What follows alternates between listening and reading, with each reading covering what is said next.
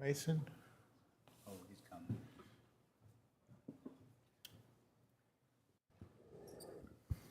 When he's ready.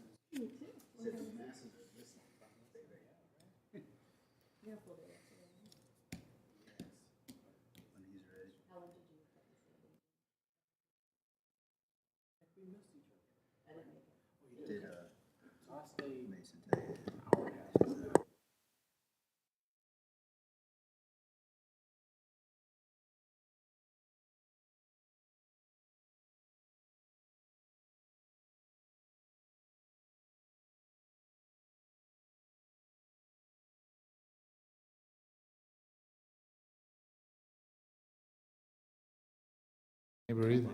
So, Mr. Clerk, the county board is back in our March 18th, 2025 recessed meeting. I'm County Board Chair Takis Karantonis, here joined by Vice Chair Marta Ferranti and my colleagues Maureen Coffey, Susan Cunningham, and Julius J.D. Spain Sr. We will begin today's meeting with our closed session, to be followed no earlier than 3:30 p.m. By our usual appointments, recognitions, proclamations, and reports from the board and the county manager. And then at 6 p.m., or not earlier than 6 p.m., we have one item that was pulled from the consent agenda, as well as any regular hearing items, which I don't believe there are any. So therefore, I move that the county board convene a closed meeting as authorized by Virginia Code sections 2.2-3711.a.1, 3, and 8 for the following purposes: discussions regarding the performance of a board appointee and discussions regarding the acquisition of real property for a public purpose, where discussion in an open meeting would adversely affect the bargaining or negotiating strategy of the county, and consultation with the county attorney for legal advice regarding the interpretation of certain agreements, and a discussion regarding the board's potential liability exposure. Is there a second? Is seconded by Vice Chair De Ferranti. All in favor, please say aye. Aye. It carries unanimously. We are in closed session. Thank you. Good work.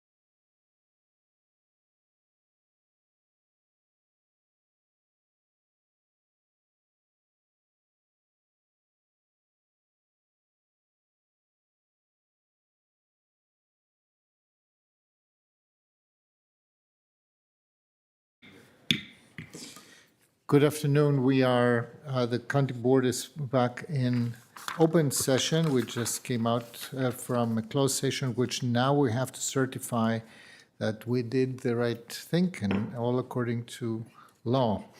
So therefore, I move that the members of the county board certify at the just concluded closed session that first, only public business matters lawfully exempted from open meeting requirements under Chapter 37, Title 2.2 of the Code of Virginia, and secondly, only such public business matters as were identified in the motion by which the closed meeting was convened were heard, discussed, or considered by the board. Is there a second? Second. It's seconded by Vice Chair DeFerranti. Mr. Clerk, can you please call the roll? Of course, Mr. Karantonis. Yes? Mr. DeFerranti. Yes. Ms. Coffey. Yes. Ms. Cunningham. Yes. Mr. Spain Sr. Yes. So therefore, the motion carries. We are back in open session. Thank you all. I'm Takis Karantonis. I'm chairing this board. I'm here joined by my colleagues, Vice Chair DeFerranti, Ms. Coffey, Ms. Cunningham, and Mr. J.D. Spain Sr. Thank you for joining us today. The first order of business is appointments, awards, and recognitions, and proclamations, and then reports by the county manager and the board members. I have the following appointments to make. This is a motion that doesn't need a second. To the Arlington Partnership for Children, Youth, and Families, to reappoint David Carlson for a term ending June 30th, 2025, and designate as co-chair. To the Board of Equalization of Real Estate Assessments, to reappoint Johnny Mendez for a term ending December 31st, 2025, and Jose Peñaranda for a term ending December 31st, 2025. To the Community Criminal Justice Board, to appoint Chief Public Defender Allison Carpenter as the public defender required by the Code of Virginia, and to appoint Community Services Board Executive Director Deborah Warren as the Community Services Board Administrator required by the Code of Virginia.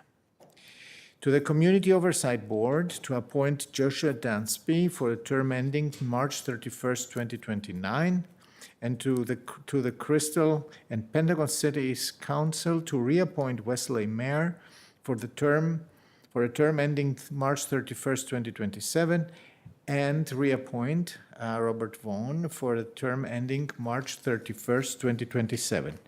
As I mentioned before, there's no second required for this motion, so all in favor, please say aye. Aye. Aye. Aye. No objections, no abstentions. The motion carries. Congratulations to these appointees, and always with gratitude for their work.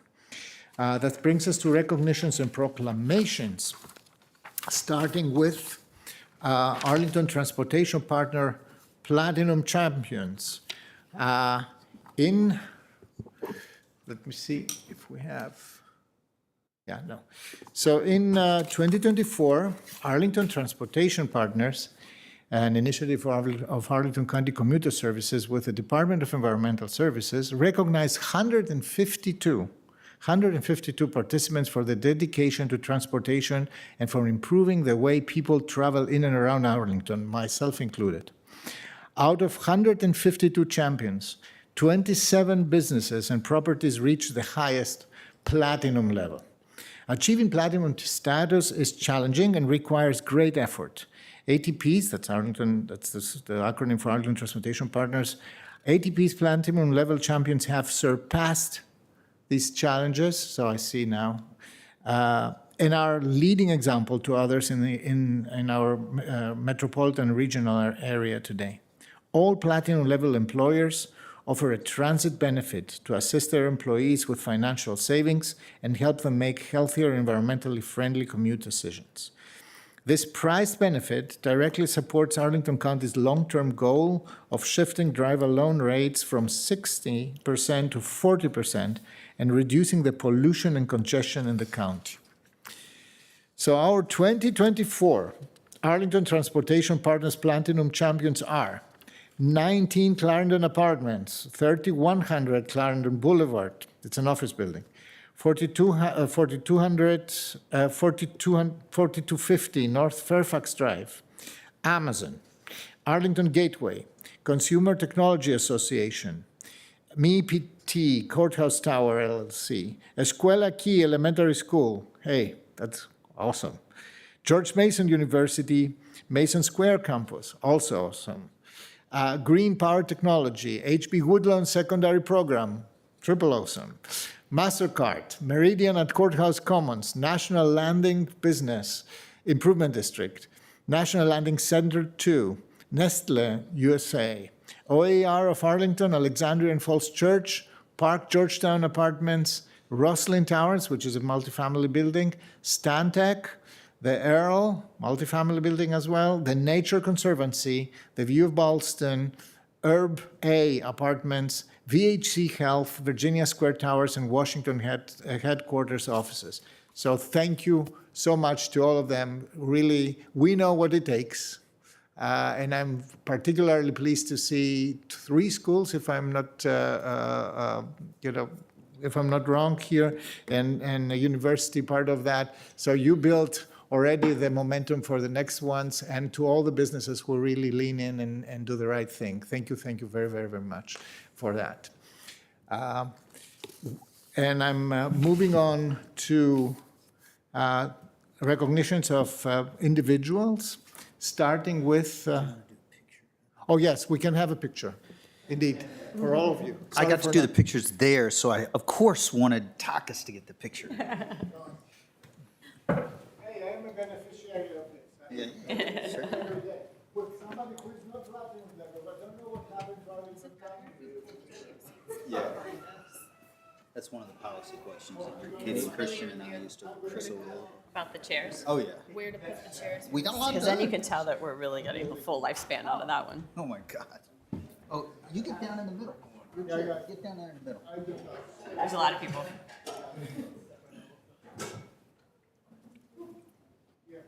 Let's see, you were there? The direction of I think. 'Cause I got nominated.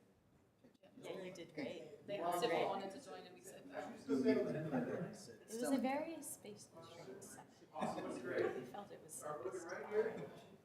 Big smiles. Here we go. 1, 2, 3.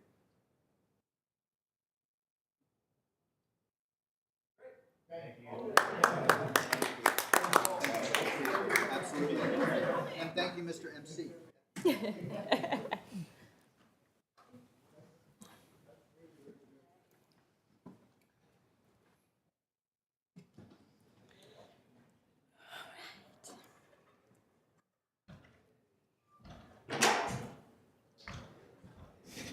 And I have to say, at the recent lunch that was offered on the Arlington Transportation Partners, we had some very good insights on how these companies and these partners, how they achieve to increase the participation of their employees, students, and other stakeholders in public transportation.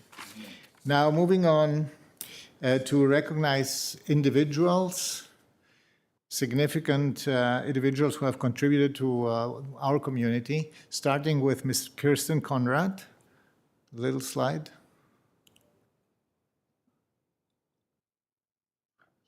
Here she is, doing what she has been doing best for at least 14 years. Kirsten was just retired as the Virginia Cooperative Extension Agent for Agriculture and Natural Resources for Arlington County in the city of Alexandria. She provided education and advisory support in various capacities to several volunteer programs that will sound very familiar to many Arlingtonians. Extension Master Gardeners and their association, the Master Gardeners of Northern Virginia, and the Arlington Regional Master Naturalists, which is a power group because of the work of dedicated professionals like Kirsten. So she worked with these volunteer programs and partners with numerous local and state agencies and nonprofits for a very long time. She promoted urban agriculture, urban forestry, natural resource conservation, soil quality and fertilizer usage, education, pollinator protection, pesticide reduction, mosquito and tick habitat management, along with commercial pesticide applicator training, and green industry certification. If you ever heard things like edible landscapes, like urban agriculture, Kirsten was definitely involved in these. She, over 14 years, she led a group that literally changed our mind and our way to approach gardening in Arlington, and not only for us as the Arlington County government, but for hundreds, probably thousands of Arlingtonians as well. The next person we want to thank for a very long service is Kirit Mukherjee. I hope I pronounced the name properly, and I would like to move on to Ms. Coffey. Exactly. Yeah, thank you. Mr. Mukherjee was hoping to be with us, but is not able to join us in person today. But we're excited to recognize his very long tenure of service on our Tenant Landlord Commission. He has served from 2008 to 2025 and resigned just a little bit ago this year. He also served as our Tenant Landlord Commission chair from 2012 to 2016. He has been a super active member and has helped to develop policies for the county, including our tenant relocation planning and other really important critical moments in our kind of housing landscape, where the Tenant Landlord Commission has been able to guide the decision-making of the county board, as well as staff, to make sure that the rights of tenants are protected. And he was always willing to step up. Every Tenant Landlord Commission meeting I've been to, he's been at, and has just been an invaluable member of this group for so many years. And I think we're going to have a difficult time replacing him, but we're so grateful of all the years of service that he did provide the county, and we hope that he will stay in touch with us in the next chapter of his civic engagement. So thank you, Kirit, and sorry you couldn't be with us today. You get, there's a rolled up, I don't know if one of you can get this, Kirit. Before you were there, I was there.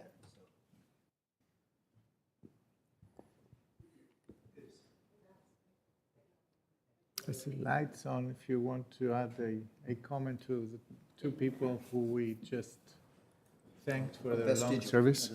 Vestigial. I would just add a huge thanks to both of them. I had a chance to work with Kirit on many tenant landlord issues over the years, and he's just such a gem. So thank you for the years of service. I can only second that. And I believe that Kirit was also one of the proverbial advocates that focused on how gentrification really rolls out and what the challenges are from this process. He really framed that very well over many, many years. And sometimes was really challenging for some elected officials, myself included. Thank you. So moving on to proclamations, a very important one, Ms. Cunningham. Great. I have the honor to share the Women's History Month proclamation, which I will do now. Whereas Women's History Month acknowledges the achievements and challenges of women who have helped and continue to build and shape our nation, and whereas the National Women's History Alliance's theme for Women's History Month 2025 is Moving Forward Together, Women Educating and Inspiring Generations, and whereas the Arlington community has been enriched by the work of women activists, both native-born and immigrant, whose impact has been felt in civil rights, education, government, and human services, and whose names grace our public buildings and spaces, including Ellen Bosman, Elizabeth Campbell, Dorothy Ham, Mary Marshall, Evelyn Syphax, and others. Whereas American women have served our country in the military with bravery and distinction, whereas nationwide, women continue to experience significant challenges in the pursuit of equal rights and fair treatment in the workplace, whereas women worldwide experience gender inequality, which is further exacerbated when they also identify as members of marginalized communities based on their race, ethnicity, age, ability, and/or sexual orientation. And whereas Arlington government and leadership are committed to working toward a gender equal world, free of bias, stereotypes, and discrimination, a world where people live openly and authentically without fear and where difference is valued and celebrated. Now, therefore, the County Board of Arlington, Virginia does hereby proclaim March 2025 as Women's History Month in Arlington County and encourages all residents to join in honoring our history and celebrating the contributions of all women. Thank you, Ms. Cunningham. One thing is that this is a recurring every year, but it is not less important. So thank you so much for reading the proclamation. I believe there is an event tomorrow, right? Yes. Where this proclamation will be read in context by Ms. Coffey, I believe. And with Yes, us we'll attending. have an event tomorrow in this room at 11:30.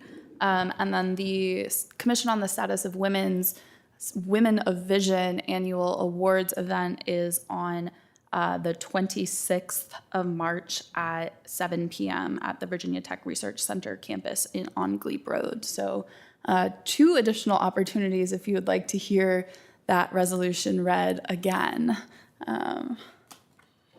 But in even more social context, Yes, which is each important. one will get more exciting over time. Yes, it is. So I think it will be contextualized with a lot of members of the community being and actually discussing what the real matter is.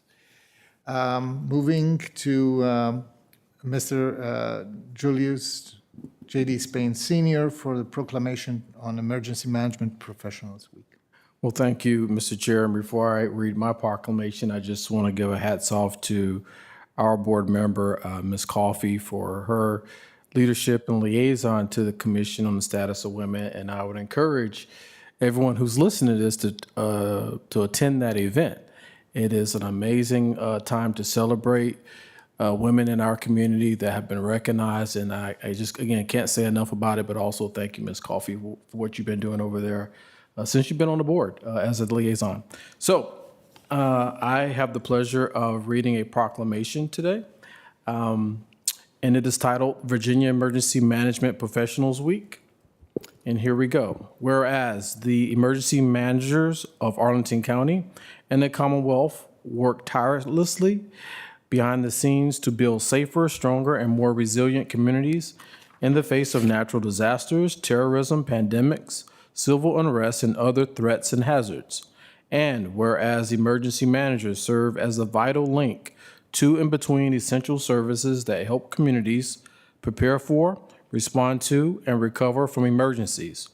And whereas emergency managers provide the leadership, management, and operational skills necessary to enable their communities, organizations, and agencies to develop emergency plans and procedures, to ensure personnel are adequately trained and exercise plans, provide emergency warnings, notifications, and alerts, and to acquire resources to protect lives and property and enhance resiliency to emergency events. And whereas the role of emergency managers in ensuring a safer, healthier, and more resilient community is more important than ever, especially in the face of climate change, which is increasing the frequency and intensity of extreme weather events, as well as other emerging threats in our community.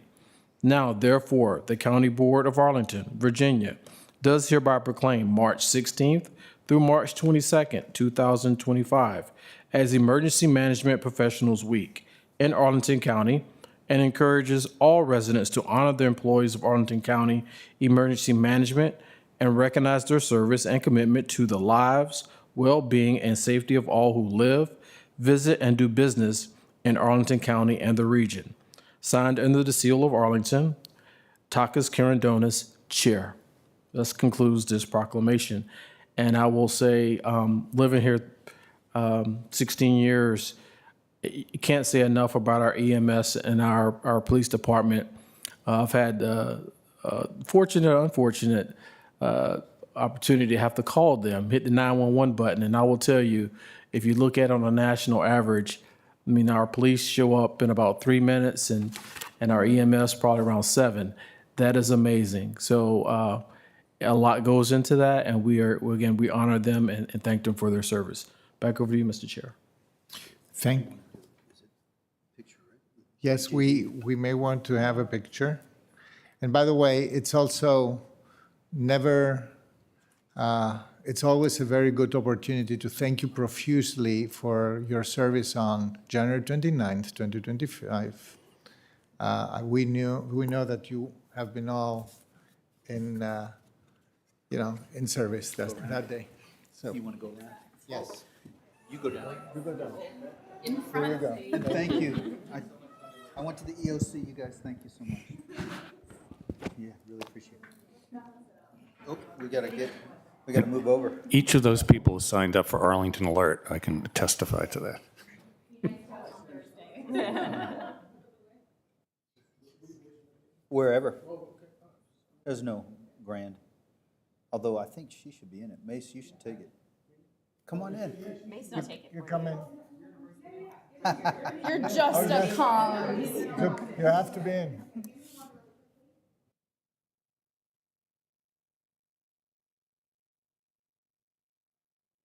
There we go.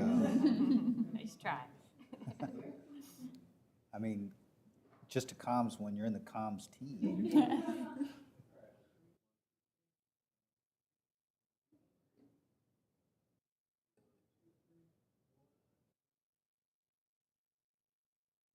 Thank you. Thank you all very much. Mr. DeFerranti, moving on to the next proclamation. Thank you, Mr. Chair, and thank you again to each of you as we go on to the next. This month is also National Arab American Heritage Month, and I will read the proclamation and share it with you.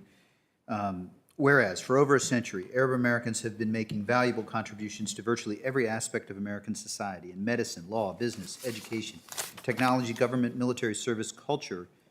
And whereas, since migrating to America, men and women of Arab descent have shared their rich culture and traditions with neighbors and friends, while also setting fine examples of model citizenship, and public servants.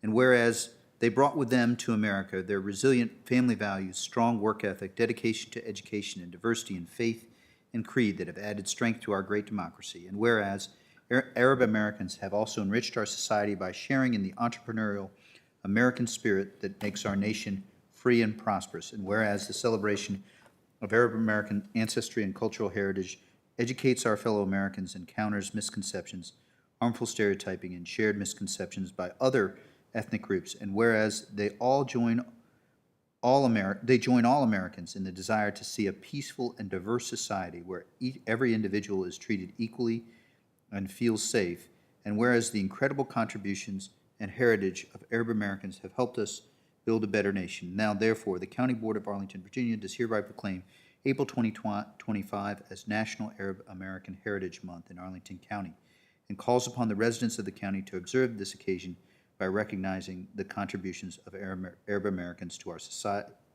society. Signed, Takis Karantonis, Chair. Fitting and appropriate, and thank you very much for the chance to share that important piece of Arlington's community and our national diversity. Indeed. Thank you, Vice Chair DeFerranti. Colleagues, without objection, we will then move on to there is no chair's report. As I understand it, there are no member reports today, and we have two important manager reports. Mr. Swartz, the floor is yours, and Yes. your economic development team. Thank you, Mr. Chair. I'm going to be joined, hopefully momentarily, by Ryan Toohill and the staff of Arlington Economic Development. So what we wanted to do is to give you an update on federal economic impacts. And so, as you know, there have been unprecedented changes in federal government policies and investments that are really resulting. Where are they? Oops. Resulting in some challenges in the local and regional workforce, with spending by contractors, and in the federal real estate footprint. And this is going to continue with our economy. We have over 28,000 Arlington residents who work in federal civilian jobs and over 25,000 federal civilian jobs located in Arlington.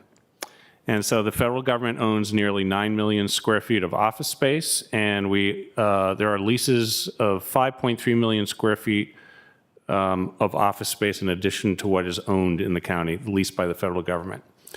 So over 950 Arlington businesses and nonprofits received a little bit over $14 billion in contracts in fiscal '24, and these contracts employ tens of thousands of people and who end up leasing over 1 million square feet in office. So Ryan is joining me now, and he's going to present you a snapshot of our potential economic risks, areas of concern, as well as opportunities as we actively monitor and collaborate with several county departments and community partners. And Ryan's also going to talk a little bit about some of the actions AED is taking to mitigate these impacts. And as always, we work on our economic resiliency. If there's anyone in the room with a microphone or device not on mute. And we're also joined by Brandon Bedford and Troy Palma, who are behind me. So with that, I'm going to turn it over to you, Ryan. Thank you, Mr. Manager, and good afternoon, everyone. Let me just pull up our presentation here.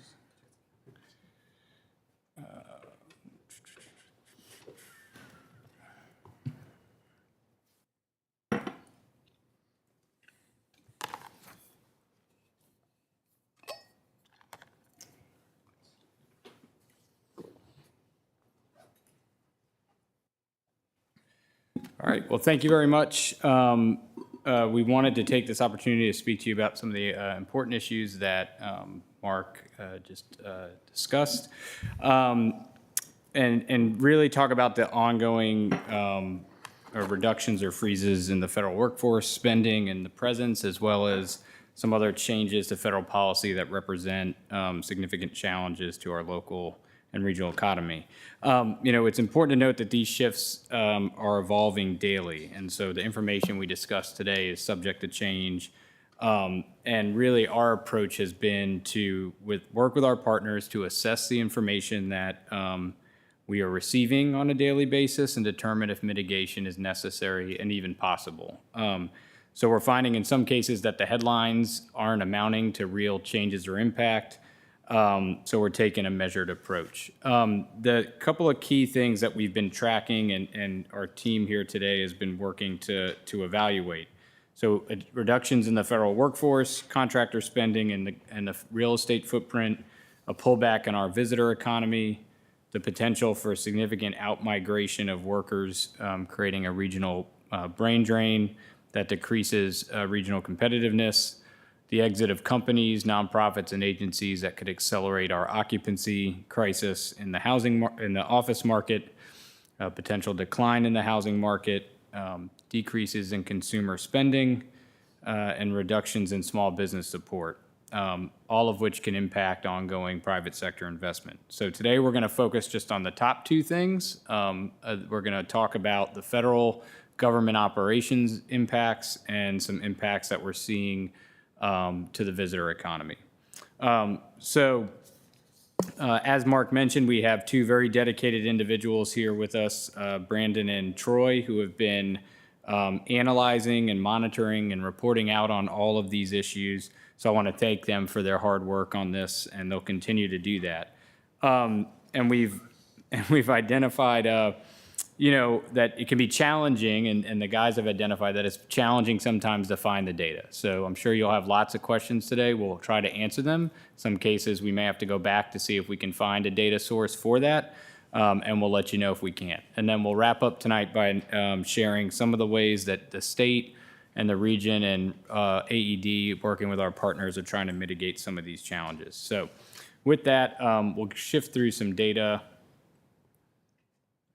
We'll shift through some data. Okay. All right, so let's start with our workforce. So we have 25,000 federal jobs located in Arlington, and 28,000 of our residents work in those federal jobs. There's the top 10 federal contractors alone have about 17,000 jobs and 1.2 million square feet of office in Arlington. In terms of layoffs, the county gets warn notices when there are layoffs that occur. We get those from Virginia Works, which is a state agency, and those have shown that 269 FTEs have been laid off by Arlington companies so far. And additional layoffs or reductions in force are expected in the government contracting community based on some of the outreach and communications we've had with some of those companies. In terms of unemployment claims, our claims come through the Arlington-Alexandria Regional Workforce Council, and we've had just over almost 1,800 claims since January 1st, and 296 Arlington residents filed in Arlington since January 1st. So when you file for unemployment, you file in the place of your employment. So we do expect that some of our residents have filed in other localities or states. And we're working, Dave Remick is working really hard to try to figure out how we can better coordinate data gathering. That's been a challenge. The unemployment data has not been easy to track. And so we're trying to work with our local and regional partners on that issue. In terms of federal contractors, $14.3 billion in contract awards were made to over 950 Arlington companies and nonprofits in fiscal year 24. And those top awarding agencies were Defense, Health and Human Services, Treasury, and Homeland Security. Based on what's been posted online, we've seen that about $370 million worth of awarded contracts with Arlington designated as the place of performance have been terminated. But we did notice that some of those contracts may have already been paid, and so it might just mean that they're not renewing those contracts. So in some cases, our businesses may not have been impacted other than by changes to future work potential. In terms of the federal real estate footprint, the government owns nearly 9 million square feet of office space in Arlington, and you can see some of the areas and buildings that are listed there. In terms of the GSA leased footprint, that's 5.3 million square feet over across 42 buildings. And that represents about 12% of our total rentable office space. And when we calculated what those leases earn in annual rent, it's $215 million. And we're going to talk some more specifics about real estate in the next few slides.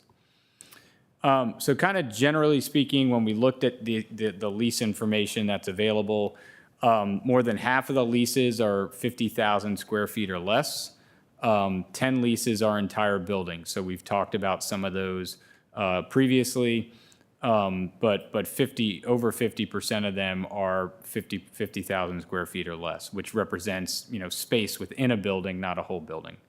In terms of the submarket breakdown, you can see here that 45% of those leases are in Crystal City, 21% in Roslyn, and 18% in Ballston in terms of our major submarkets. And then agency breakdown can be a little bit challenging to figure out, but we estimate that over 50% are with the Department of Defense, 17% of those leases are with the Department of Justice, and 13% with state. 95% of the leases are in buildings that are 30 years old, which is an interesting fact, and they're evenly split between Class A and Class B office space. And we looked at the buildings, and we found that 60% of the leases are in buildings that we've identified through our CMRI analysis as obsolete. So one opportunity we potentially could be given if these leases are terminated is that some of the buildings that they're in could be primed for redevelopment in the county. In terms of the lease footprint and the outlook, almost 50% of the GSA lease space is expiring by 2028, so that's pretty significant. And we've provided you a breakdown here by this year, 2025, with about 1 million square feet, and then the remaining through 2028 of 1.6 million square feet. And then you can see in the out years, what the lease expirations are. One thing that we're very carefully watching are leases that have early termination clauses, and we know that 22 of those leases have early termination clauses, and that amounts to 715,000 square feet. So 12 of those with early term clauses have already, the date has already passed in terms of the expiration. And we've even seen that 2 of those leases that fell in that category have already been canceled. We kind of knew projecting out that those agencies were moving out, but that's just an example of kind of the federal government counting that as a cancellation, but in actuality, we kind of knew it was going to happen. The remaining leases with early termination clauses have expiration dates. All of them have expiration dates by 2028. In terms of our visitor economy, this is something we're watching very closely because we have heard from our hotel community, and the data that we have access to at AED is showing that there is a potential for projecting that there would be a decline in at least hotel occupancy going forward. But let me walk you through what you see on the screen here. So when we looked at hotel performance from January of this year through March 8, compared to last year, so actual performance to actual performance, occupancy was up 2% and revenue was up 10%. So we were kind of on a pretty good trajectory going basically through the first couple of months of the year. We have access to a database that can look out at hotel projections in terms of occupancy and revenue. And when we look out 60 days, it's showing that occupancy compared to 2024 is down 15%, and revenue is projected to be down 12%. We can look at this every day if we want to. So I think the last time I reported to you, it was nearly double those numbers. This is just kind of a rolling projection based on actuals from the year prior. So the big message is we're still projecting downwards, but we're going to expect to see some fluctuation in these numbers going forward. But we're monitoring this now on a weekly basis to kind of have a good sense of what's going on. Our team and our hotel community, when we've talked about kind of areas of concern, the transient meeting and group sale cancellations are the big ones, and that's really driven by government agencies, contractors, and associations. And we're also seeing some miscellaneous leisure and reunion cancellations take effect. So we're seeing that kind of slow down, and we're kind of continuing to monitor that to see if there's going to be changes going forward. Where we're probably more concerned right now is on the international front.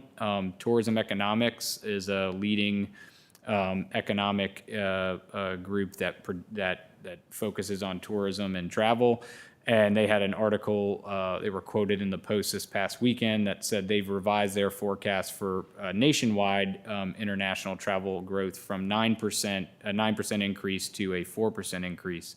That change in 5% represents about $64 billion in earnings. So we are very much watching what's happening in the international space. We've already seen and have our own experience of learning about travelers from Canada and groups out of Canada deciding that they're going to cancel and not come to Arlington.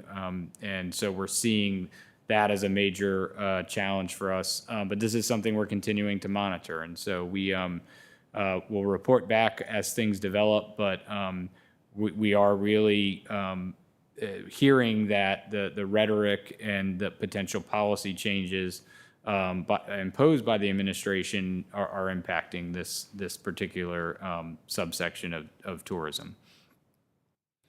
So in terms of what is taking place, so kind of starting at the state and regional level, we are anxiously kind of watching what this new emergency committee on the impacts of federal workforce and funding reductions is doing. This is stood up by Speaker Don Scott. A Delegate Bulova out of Fairfax, I believe, is kind of the lead on the committee. And we have gotten word through the NOVA EDA that they are going to have a site visit on April 8th at the Virginia Tech Innovation Campus. So we're working to figure out who will be asked to present. I believe the Nova EDA will be represented, but we're kind of working to see what this committee is doing in terms of their information collection and also potential future policy recommendations. At the regional level, AED is working with our colleagues across the Northern Virginia Economic Development Alliance to do a couple of things. First, we've had a longstanding regional jobs board work in northernvirginia.com, and we have a number of staff who work and partner with our colleagues in Fairfax to host webinars for job seekers. So that is one thing that we've been promoting since very early on. We're also working on getting a impact assessment done to kind of measure the economic impacts of a drawdown in the federal workforce and contractor base. And so we're close to having that contract in place to begin that study. And then we're considering other online programs to help displaced workers. We had a very successful webinar during COVID that helped people transition their business during that in response to the shutdown. So we're trying to get something like that going again. At the county and AED level, we have our Assistance for Federal Workers and Contractors page, which has been added to over the past couple weeks with information on how to apply for jobs and where to find jobs, public for job seekers. Our BizLaunch staff has provided 2 pivot to business webinars that have been very successful. And our other staff are continuing their outreach to affected businesses, hotels, real estate developers to try to gain as much information and insight as we can. And then finally, I'm very excited to announce a new initiative that we are announcing tonight. The Leadership, Career, and Volunteer Expo is something that we are working with the Leadership Center of Arlington on, and we'll host on April 5th from 1 to 5 p.m. This is a free event that includes leadership development seminars, opportunities to connect with business leaders and leaders in our community, and we'll also have a job and volunteer fair component. This idea was kind of born out of a lot of conversation we've had at AED, and Lisa Fikes was very eager to partner with us, so we're excited to host this in Crystal City on the 5th. And if you know job seekers, employers, nonprofits who wish to participate, we will be pushing out information first thing tomorrow with ways to register.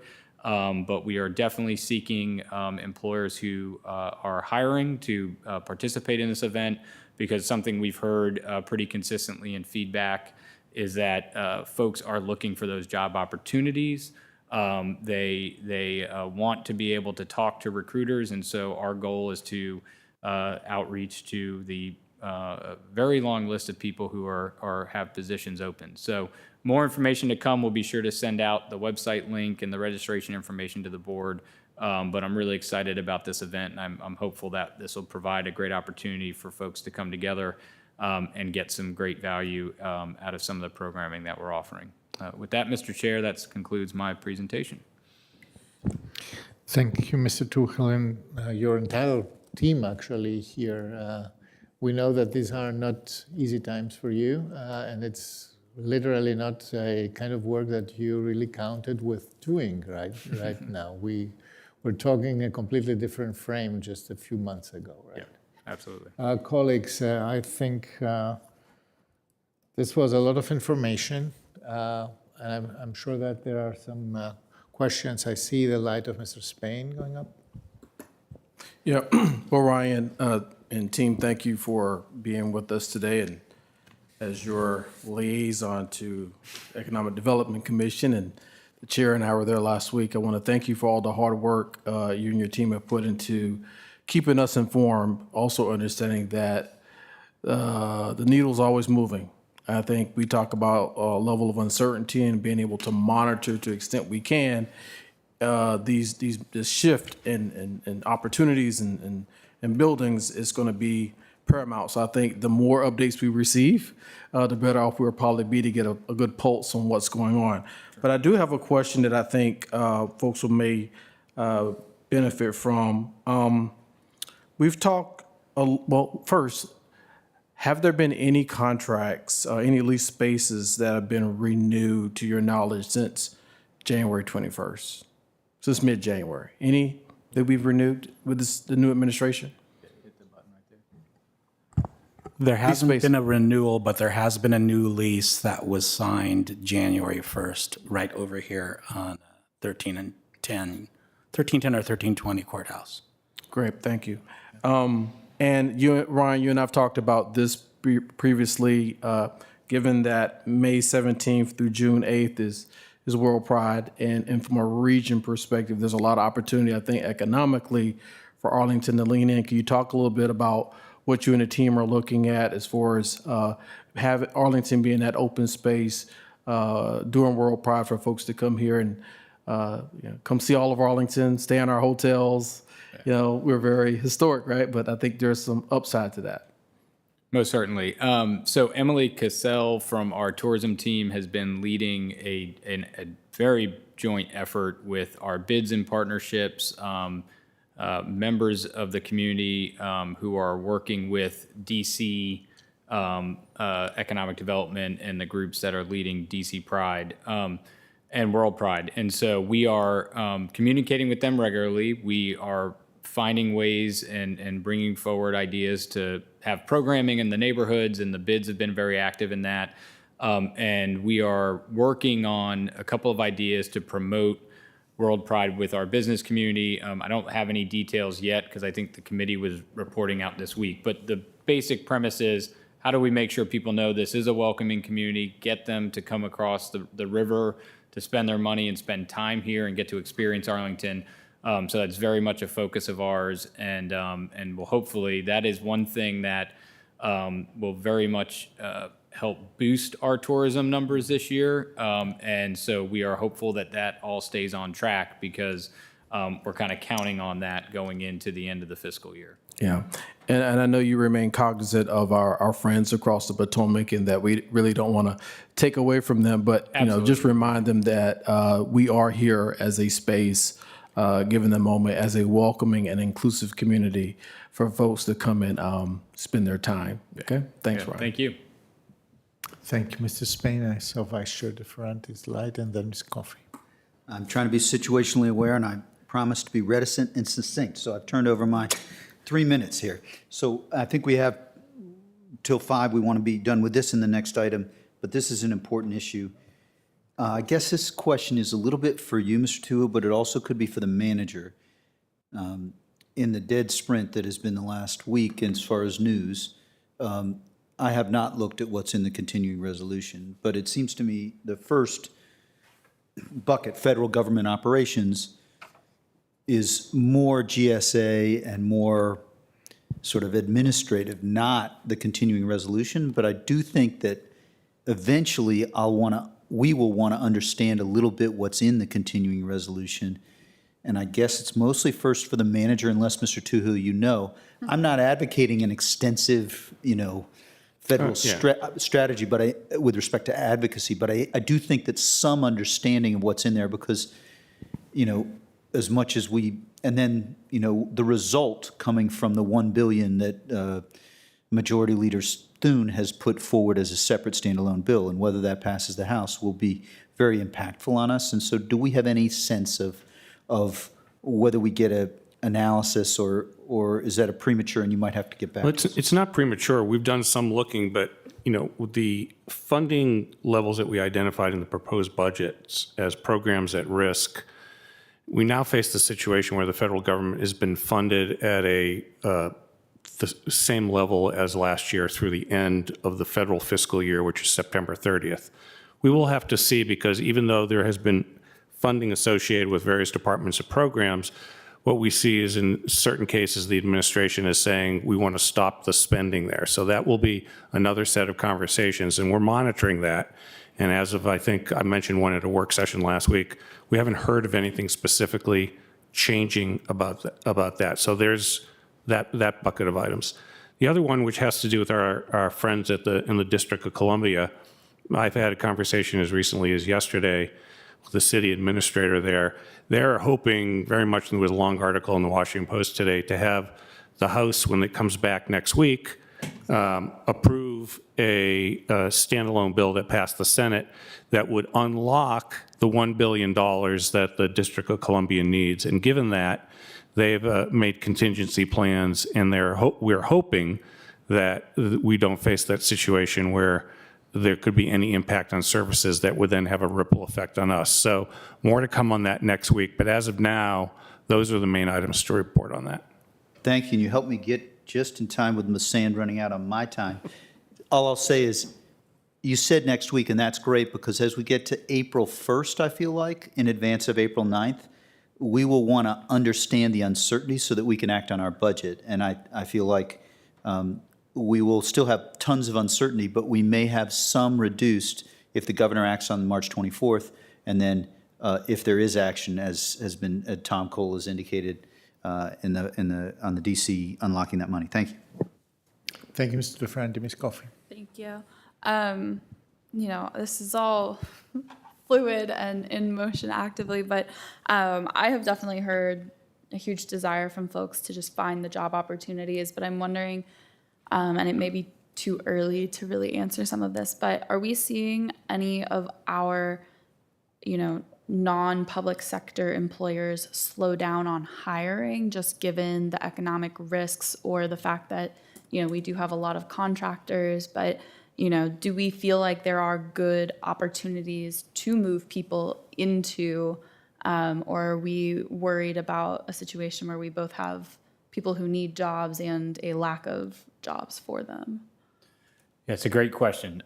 We actually just pulled the hiring data yesterday to see which employers are hiring, and there is, without getting into all the details, the big names you expect in government contracting are not at the top of that list. And so, fortunately, we have a few large employers who are not, tied directly to the federal government, and their numbers are still in the hundreds of openings. But we are seeing a bit of a slowdown and hearing of a bit of a slowdown. That, Ms. Coffey, what you just said is my biggest concern, well beyond anything to do with real estate or things like that. It's, do we have enough actual opportunities for people to work here to stay here? Yeah. If we do get to a point where we have thousands and thousands of our residents who are out of work, and there's not the jobs to fill them, then we are going to see a brain drain occur here, and I think that is long-term the biggest threat to our regional economy.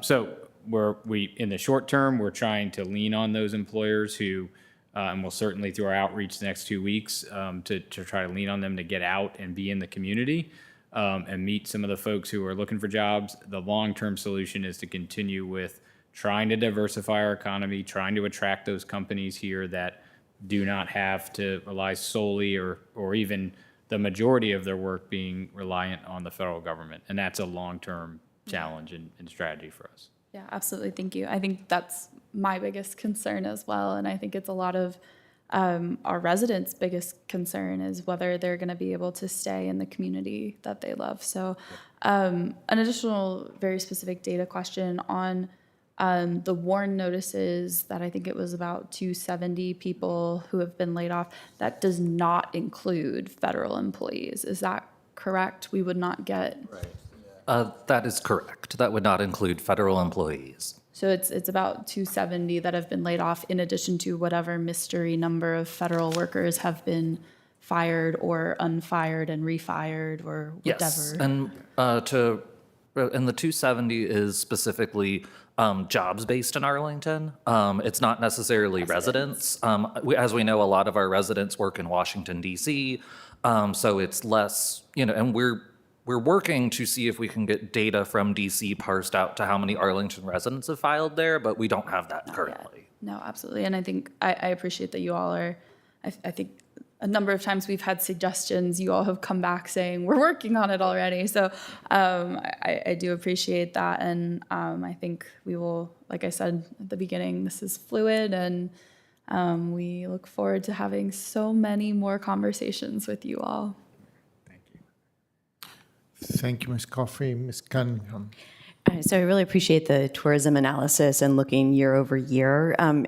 in looking at the unemployment filings and the layoffs, is there a similar year-over-year comparison? That 270, for instance, is a raw number, not a comparison to how many there might be in a normal time. Do you have a sense of that, or is it? We can, unless Troy has anything to add, we can certainly get that for you because we should have data going backwards. Yes, we can definitely get that data. Great, thank you. And then I'm interested specifically in how our small businesses and restaurants are doing as, as that economy shifts, and also our university partners. We are kind of a global education hub here in the region, and there's some interesting jolts happening there. So curious what you're seeing there.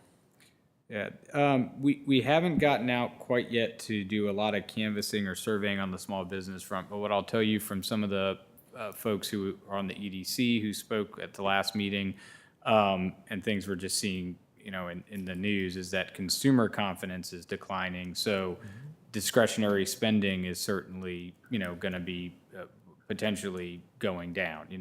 People having money to spend on going out to dinner or lunch or, in our retail shops. So we're still kind of in the early stages of looking at that, but we'll get back to you on it. But the kind of general sentiment I'm hearing is that there's starting to be a little bit of a slowdown.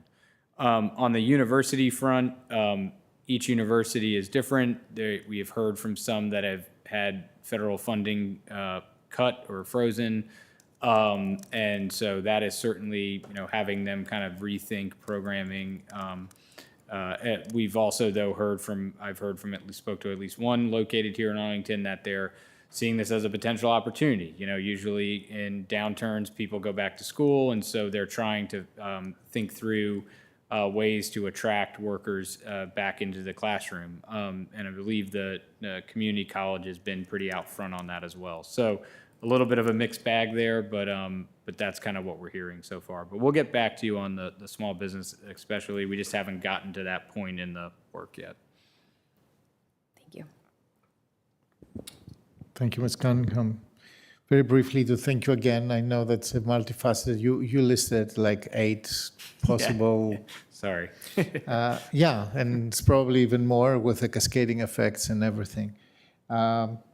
One question I have for you. So it's clear that the GSA situation is, in development right now. Mm-hmm. Are we trying to steer? We have seen kind of a not very thought through way to put buildings on the market, and sometimes even cancel leases that shouldn't be canceled, and doing that in a chaotic way.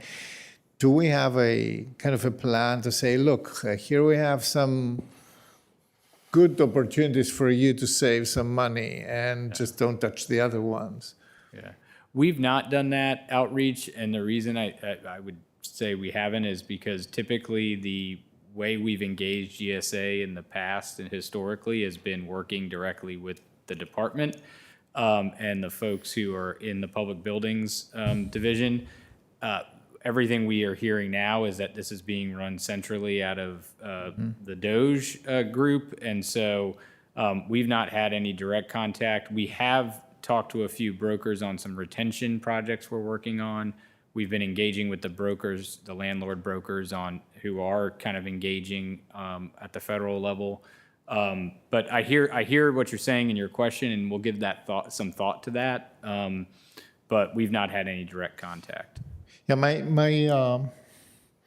the vector here is what are the parts of resilience here. So knowing if we see the wave coming, knowing what we want to ride, what we want to dodge, and the same applies also to the employment market, etc. There will be kinds of employment that we won't be able to support, but other employers that we may want to stimulate, for example, right? And I guess that AED's job is to figure out, what is the acupuncture and this, to find ways to stimulate to find which jobs we can actually compete for and which not.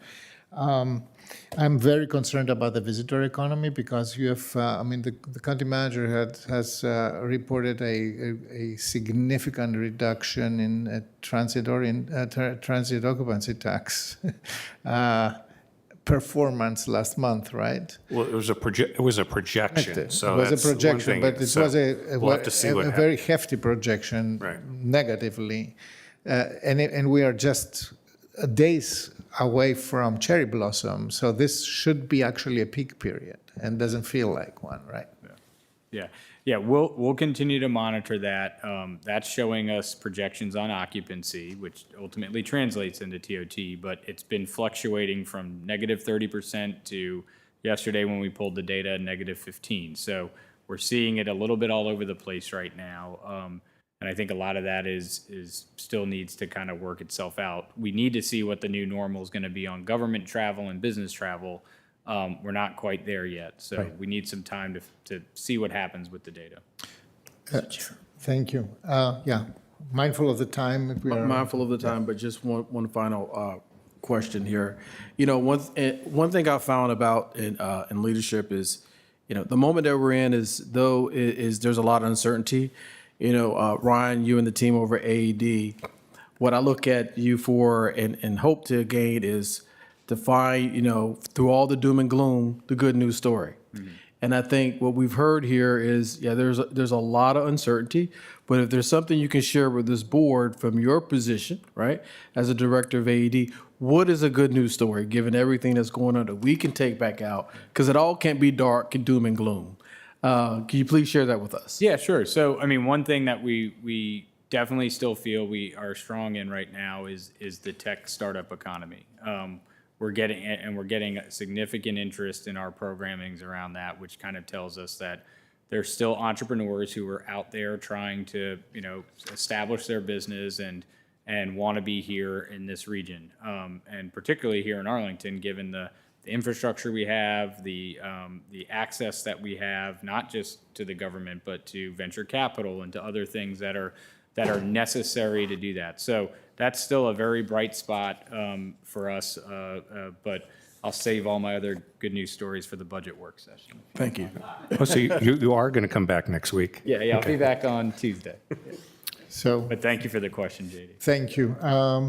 Closing this, I cannot overstate how interested and focused we are on what happens with the emergency committee that the Speaker of the House has installed, and we know now that they will be meeting on the 8th of April. So we might want to be focusing on messaging from Arlington specifically, since we are one of the most impacted jurisdictions per capita in the Commonwealth, actually. So thank you, Mr. Tuchel, and the entire AED team. Thank you very much. And moving on to another interesting item. Thank you, Mr. Chair. Last week, in conversations with the Northern Virginia Regional Park Authority, we learned about proposals for clear cutting of trees on the Washington and Old Dominion Trail. It's already happened in Loudoun County. And so this past week, as you know, I've been in conversation with my colleagues from Loudoun and Fairfax County, and both of the boards of supervisors will be taking up resolutions today modeled after the one I'm going to ask you to consider. While we recognize the importance of Dominion maintaining electrical grid reliability, there is not a one-size-fits-all approach that will work, and we need Dominion, in my opinion, to recommit itself to the spirit behind a 2005 Memorandum of Understanding they have with the Parks Authority. So Paul Ferguson is joining us today. He's one of Arlington Board's appointed members to the NVRPA, and he's going to provide some more insight. And I'm going to urge you, after hearing from Mr. Ferguson, to adopt the resolution that has been shared with you. So over to you, Mr. Ferguson. Thank you, Mr. Schwartz. You will need to switch on your microphone and lift a little bit. On the right side, there are buttons, and you can. Well, this is new. It is new. We've added a lot of technology since. Wow, this is nice. For tall folks. That's fine. Now Thank it's you. perfect. Thank you.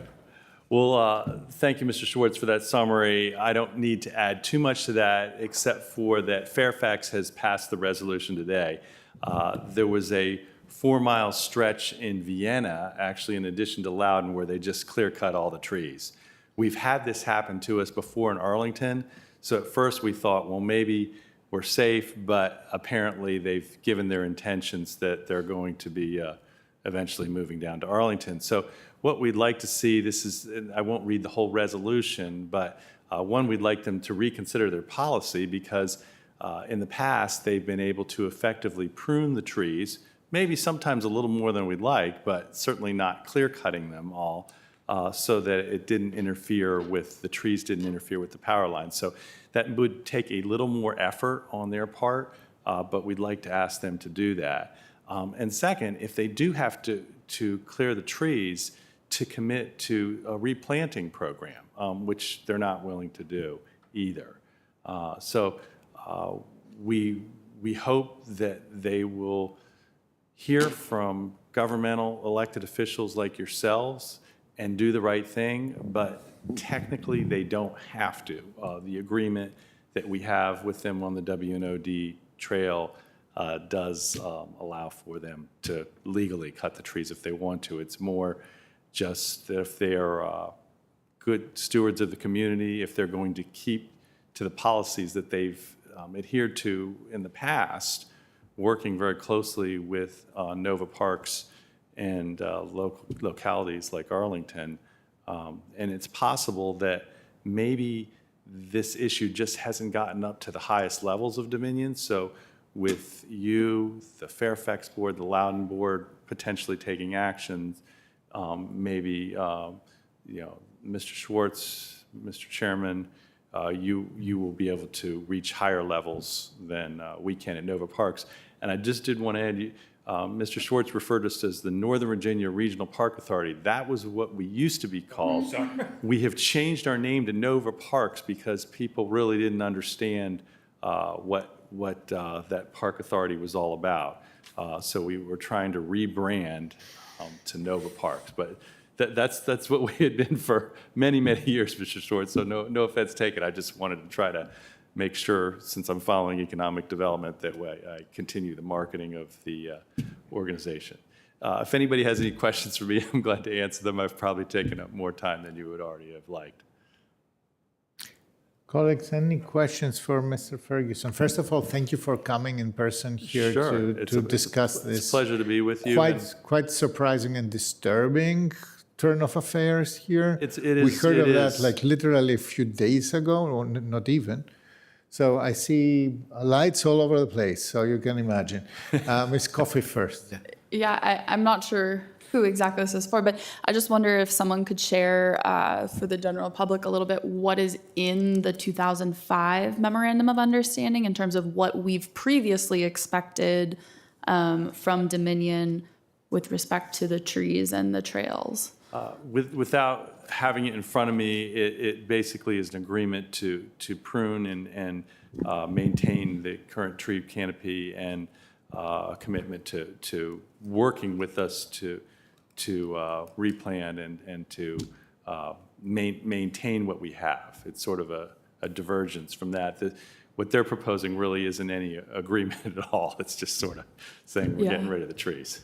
No, thank you. And have they previously, obviously, power lines, they need to be very protective of, and we're understanding of that, but I assume that it has come up before that they've needed to do this along the WNOD trail, and have they previously reached out to the local government staff or officials to plan They have worked this? with Nova Parks in the past to try to, only cut what's necessary. Right. They've been good in the past. It's varied going back in history. There was a time when they cut down a good section of trees in Arlington, and as you can imagine, people were not happy about that, and that actually helped save some trees in the other jurisdictions and resulted in this 2005 agreement. Okay, great. Yeah, just good to establish that this seems to be a pretty significant deviation from how this has been handled in the past, and an extremely concerning deviation given that the WNOD is a 44-mile piece of trail that goes through many different localities. And so I very much support us using, our ability to escalate this as much as possible and Thank you, Ms. try and Crawford. have the conversations before, we get through 44 miles. Mine is Thank you, Ms. detailed and short. Coffey. Ms. it Vice fo- Chair DeFranti. Sorry, it follows up on Ms. Coffey's question. The word, when I used to be a lawyer long, long ago, the word technically. Once a lawyer, always a lawyer, Mr. Yeah, DeFranco. You that's what can't- they say, you but can't shut that. the word technically sometimes means legally the controlling language. You said the spirit of the agreement, you both said, sort of, the spirit of the agreement means don't do this. But the MOU may not bind us in that way, and I fully agree. It's not binding, and they're just basically deciding that they're not, that agreement is no longer in effect, Great, well, I just which was voluntary on their part to begin with. got it. So without being, via phone conversation, someone, Mr. Schwartz, the chair, we need to make them feel this at the top because our contact is ethical and a good person to work with, but that does not mean that they're not feeling it. And I absolutely can envision the people managing and then the people doing the cutting are like, look, we got to make this simple. We can't, but we got to make them feel it because it's just, they're going to need us to partner over the next year. It's dumb. And That is an excellent point, Mr. DeFronte. Although they have every right to legally to do this, there's things that they're certainly going to be asking of you as an Arlington County government, and Great. So it's- you have leeway that we don't have. So I've sent the email to make sure that someone's on point to do that. I don't have to at all be the person. I'm not sure that I would use the word dumb in that phone call, but I might. So I yield. Thanks. Yeah, and noted also that they will be asking for favors on right-of-way from Loudoun specifically and Fairfax massively. And they probably rely to others and not to local governments to negotiate that for. They will try to go, I'll stop myself. Ms. Cunningham and then Mr. Spain. First, I want to echo my thanks both to the manager and the staff and to Nova Parks for elevating this quickly. We had a similar kind of tragic tree massacre with one of our other partners on Park Service land earlier this year, and it's heartbreaking. It's also completely opposite to our climate goals and to our community goals. I think my colleague, Mr. Spain, just asked our economic development folks, what's the good news? And one of the amazing good news stories about Arlington continues to be that we are a green community. We are focused on the climate. We have amazing bike networks, and heat is our number one issue in climate. And so when you take the trees away on that bike path, you increase amount of heat, which increases the amount of air conditioning needed, which increases the amount of grid that's needed. So I hope that we're able to zoom out and look at this comprehensively. And Mr. Manager, I would love to know, if we don't already know, how many trees would be affected and how that contributes to our overall tree cover and canopy, which we've been working hard with all of our regional partners to preserve and also to expand. And I think I'll stop there. Ms. Cunningham, if one thing I'd like to add is that Nova Park staff reluctantly is going this route. They tried very hard to work with Dominion staff behind the scenes. They did not want to have to elevate it to this level, but they've now decided that they need to. Understood, and appreciate that. Thank you, Ms. Cunningham. Mr. Spain. Well, Mr. Paul, thank you for your years of service first, because you sat in this seat. You were on this side of the aisle at one point in time. I enjoyed that particular seat the most. This I think particular I was able seat? to, yes. Oh, yeah. Quite comfortable over here. It got more difficult once I got towards the center. I want to align myself with everything that my colleague, Ms. Susan Cunningham, just stated. But you mentioned earlier about getting the localities to kind of reach out and speak with Dominion. Are you timing me, Ms. Cunningham? Okay. Excuse me. And Ms. Cunningham was mentioning about here in Arlington. I just want to get some thought about, have we spoken to, or has Nova Parks had conversations with members of the General Assembly or in our delegation about? We are definitely doing that. Because you know as well as I know, for a number of reasons, right? Because Dominion is a big time supporter of a lot of those folks, especially at our leadership teams. And I think as you talk about us having these conversations, these honest conversations about, our values in Arlington and how we view the environment and how taking away even trimming the trees, how it's going to affect us from an environmental impact. We need leaders like that in the General Assembly, I believe, through Nova Parks, Sierra Club, you name everybody, right, to really call on Dominion to do the right thing.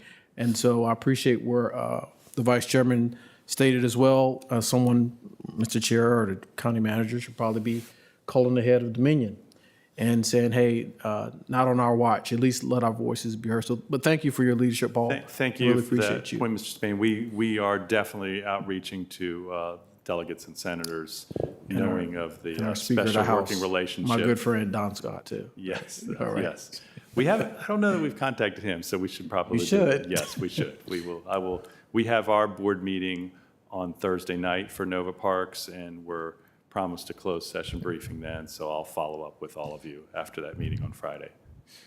Thank you, Mr. Ferguson. A couple of questions from me, so that I understand a little bit the wiggle room or the terms or the framing of any negotiations. You said, first of all, I understand from the context of conversation that Dominion is proceeding selectively here and there. I mean, Vienna to Dunloring, without telling anybody nothing, they just bulldoze the entire width of 100 feet for X miles, right?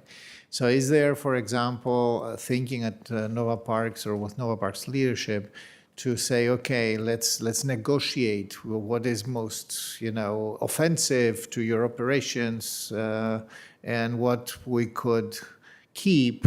So is there a so-called conservative approach that There has been, but the response from Dominion is just that. we don't care? Right, that maybe not in those exact words, but they have said they no longer want to have an agreement. They want to just be able to proceed when they're ready to proceed. Is that exclusively because the corridor, the path that they are clearing is very wide? It's 100 feet wide, and 45 miles long, or 33 that are under their power lines. So is there any component of that has to do with how they visit or maintain the infrastructure, or is it exclusively to avoid, I don't know, sparks and fire hazards? Yeah, they're that, and to make sure that there's no power outages. They don't want the trees interfering with wires, and we don't want that either. But there's been this agreement that has worked well for so many years, and we're certainly open to modifying that agreement to accommodate them, but we haven't had much luck negotiating. Yeah, I see. I have to say, I can only scratch my head. I mean, this is going in with a bulldozer instead of a scalpel, and it is the same company that has been telling us that, oh my God, we can now observe the lines with drones and helicopters, and we can do that so much better than, But here we are again, and we are applying, last century's remedies to. Excellent point. Thank you so much. Any other questions? I don't see any. So I guess, Mr. Clerk, I will read the resolution into the record as a motion to approve. Or I move, you can put it on the. If I could, before you do that, on the second whereas clause, I don't know if the clerk has access. 45 miles. Yeah, it's 45 miles as opposed to It's 45 stated- long, which may be a clothing size of some kind. If you'll give me a moment, I can see if I can make an Yes. amendment. So, colleagues, I believe that if I have acclamation on having read and understood this resolution, I would move to approve. Second. The resolution is seconded by Ms. Cunningham, third, fourth, fifth. All in favor, please say aye. Aye. Aye. It passes unanimously, so you can convey that to Nova Parks that this has passed here. Very appreciative and excited to hear that. Thank you. I wish we were excited about having to approve this, but it's necessary. Thank you so much. It really makes a difference. Yeah. So thank you. And Thank you. Mr. Chair, if I may add, a number of our community members, a large number of our community members have spoken up and said they have your back in any way, whether it's protests or letters or songs or whatever is needed. So know that the community members are ready to support you. And that concludes my report. Thank you, Mr. Manager.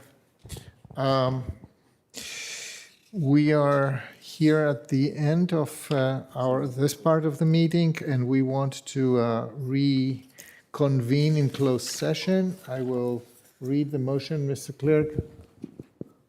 Only one, A1. Okay. So that was code to quote the right section of U.S. Code, or Virginia Code, sorry.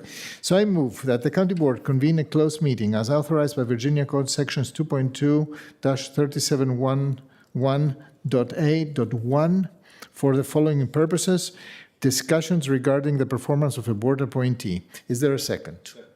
It's seconded by Vice Chair DeFerranti. Or in favor, say aye. Aye. We are in closed session. Thank you.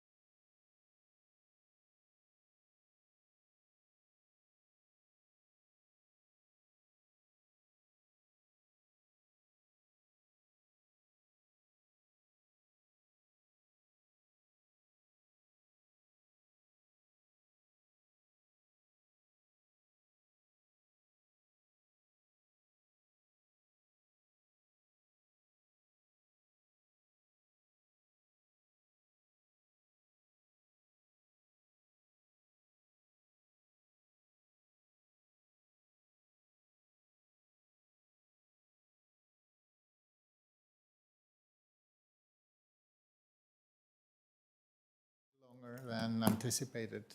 So we are going to start momentarily. We wait for Ms. Cunningham to come. She's on her way.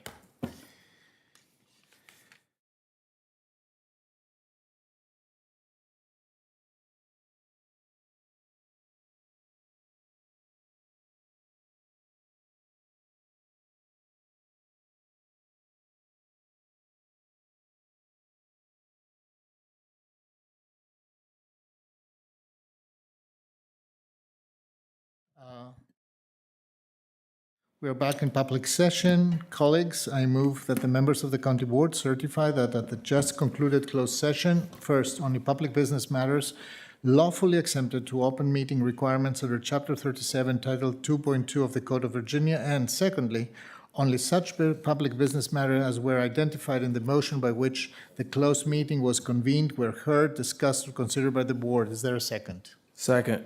It is seconded by Mr. Spain. All in favor, please say aye. Aye. Roll call. Mr. Oh, yes, sorry. Mr. Clerk, please call the Mr. roll. Karantonis? Yes, Mr. Karantonis? Yes. Mr. DeFerranti? Yes. Ms. Coffey? Yes. Ms. Cunningham? Yes. Mr. Spain Senior? Yay. So thank you. With this, we are now ready to begin our regular business for the evening, beginning with the pulled consent agenda items. I see item number 12. Is that correct, Mr. Kushner? Then we may want to call the item. Excuse me, that is correct. The first item on our agenda this evening is item number 12, which is approval of fiscal year 2026 Race to Rebuilding Trust and Community Grant Awards to Human Services Nonprofits. So, Mr. Manager. Thank you, Mr. Chair. With me this evening is Elizabeth Matlock and Cynthia Liches Torres. I'm going to ask Ms. Matlock to go ahead and give you a presentation. So over to you.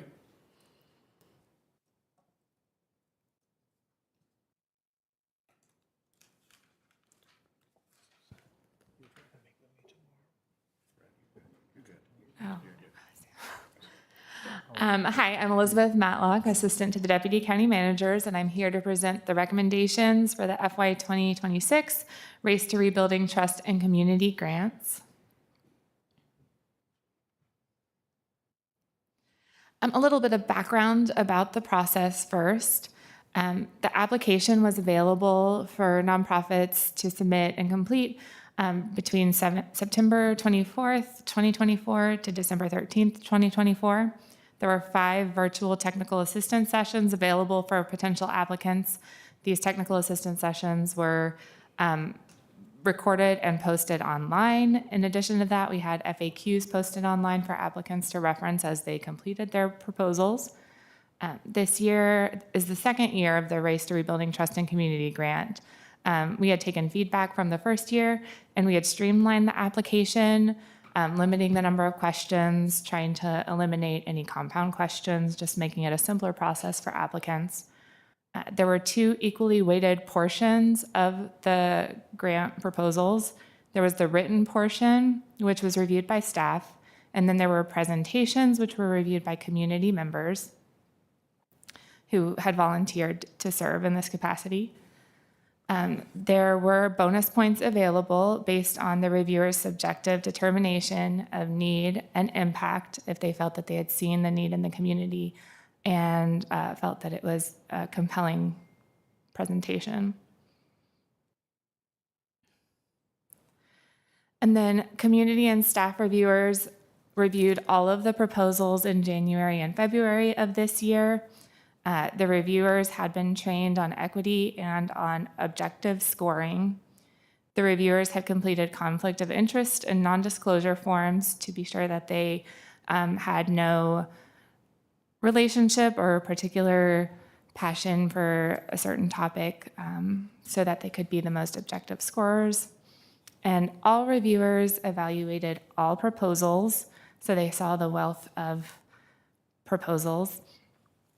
And then, again, community and staff reviewers did have bonus points, and they did discuss the values and the proposals that they felt strongly about that they felt should be awarded this year.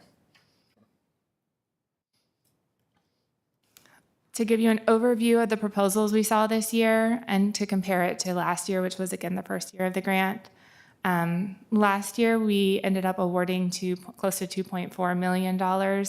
This year, we had close to $1.9 million.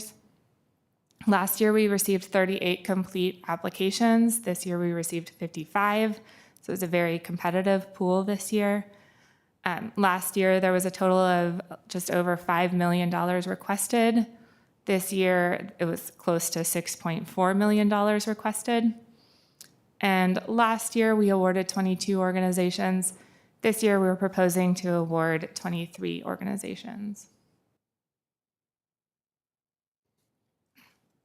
As we reviewed the scores and discussed the feedback from reviewers, we came up with these guidelines to determine our recommendation.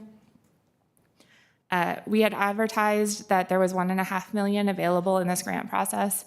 So we decided that we would recommend awarding $1.5 million strictly based on the scores of the proposals. Using this guideline, we determined to award the 90th percentile and above at their full request.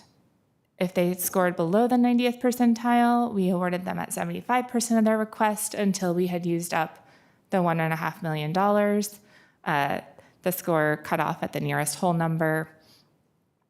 We took the additional funding and still awarded organizations that scored above average, but also considered qualitative feedback. So we looked at how reviewers had awarded the bonus points and the feedback that reviewers had said in the consensus sessions when we met with them, what they had identified as being priorities to fund. And so we considered that subjective feedback in awarding the remaining funding.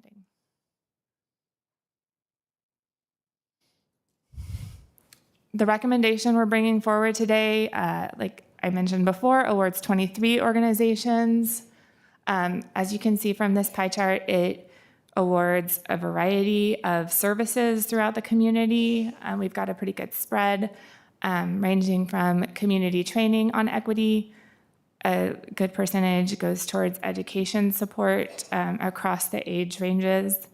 We have employment support services, services meeting health needs, services for immigration support, services for those who are justice involved, whether it's a diversion program or supporting those who have already been incarcerated. Then we're also supporting older adults in the community and supporting individuals with disabilities and also supporting stabilization, which is more emergency assistance.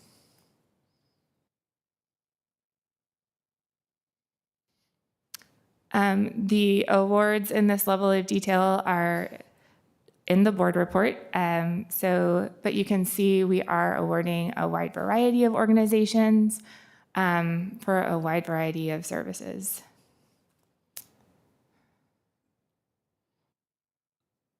And there are 3 pages of awards, so.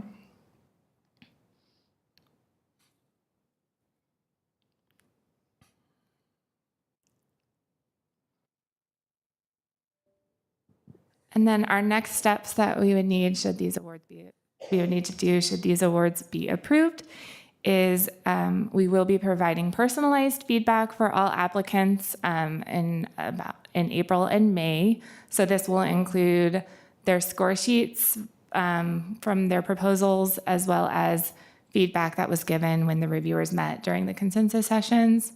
We will also offer the opportunity for all applicants to meet with staff so that they can discuss their feedback with us.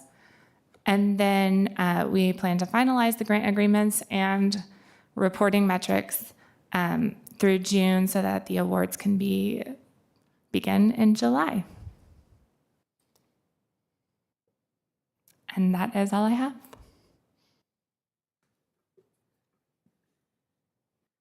Thank you.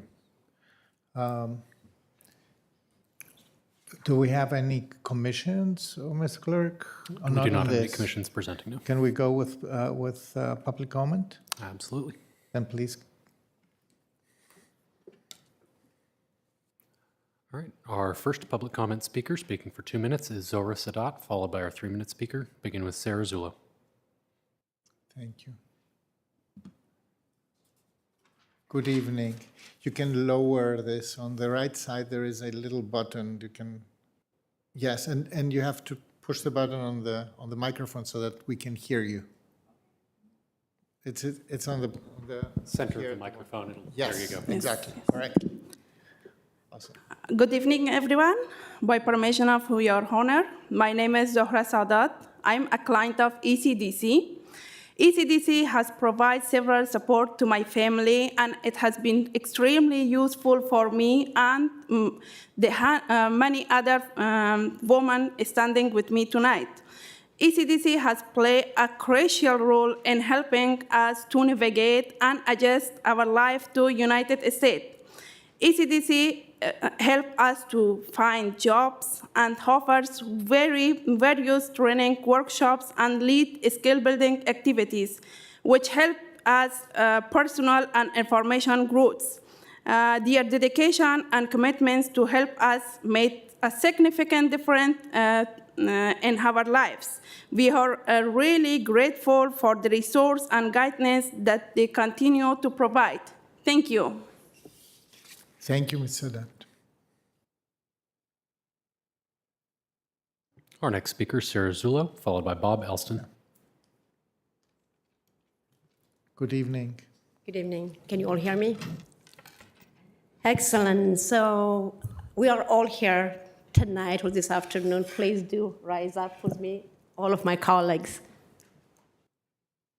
As you can see, we are all here for one thing and one thing only. We are here to ask you not to let us down at a time when we need you the most. You all heard the executive orders that come out that have completely dilapidated our funding. But one thing you may not know, we still have over 200 cases open on our hands. We are the only place those clients can go to. We offer an all-around services in case management, employment, education, and housing. If those clients don't have us, they will be coming knocking at your door. And the price the county will pay will be much, much higher than trying to avoid homelessness. The situation is real. The landscape have changed. Hundreds of people are on the verge of being homeless or facing food insecurities. So we've been a proud partner of the county for the last 40 years. And we can still count on your help, because without this, any of the clients that you have just seen will be able to survive. Please do remember, we are also the collateral damage of all the federal government employee who's been laid off. If people are laid off, they don't go to restaurant. If they don't go to restaurant, there is no work for the waiters, there's no work for the cooks, there's no work for the receptionists, and those are our clients. And we are here today to ask you one more time to reconsider and do not close your door on us, and most importantly, on our client. I do thank you for your time. Thank you, Ms. Sulu. Our next speaker is Bob Elston, followed by Nadia Hashimzada. Good evening, Chairman and members of the board. Good evening. I realize I'm up in front of you. I'm speaking after one of my bosses, and I'll be speaking in front of another one of my bosses, so wish me luck. I'm Bob Elston, the Community Engagement and Donor Outreach Coordinator at ECDC. We know that you guys are already dealing with much uncertainty in the community with the federal government workers, the situation and the impact on the communities. So we know we're not alone in asking you for help. And the message that I'm bringing you today is more of a message of optimism. That's the kind of person I am. Even though the new administration's policies have made our job more difficult in refugee resettlement, we're still soldiering through. My colleagues and I show up to work every day with a sense of urgency, as you can hear in Sarah's voice, to help as many as people as we can as soon as possible. You know, our employment, I saw in our teams, our employment department is still sending out blast emails to our clients, alerting them of job vacancies, where the career fairs are. We organize our staff to drive people to these and help them prepare. And so we're working very hard to make sure that we have the refugees who have come, especially those that came in the waning days of the Biden administration, expecting our help and then not getting it. We just don't feel like they're ready to fend for themselves. And Sarah was smart enough to keep as many people on staff as we can because we know we have all these open cases who are going to have a difficult time without us.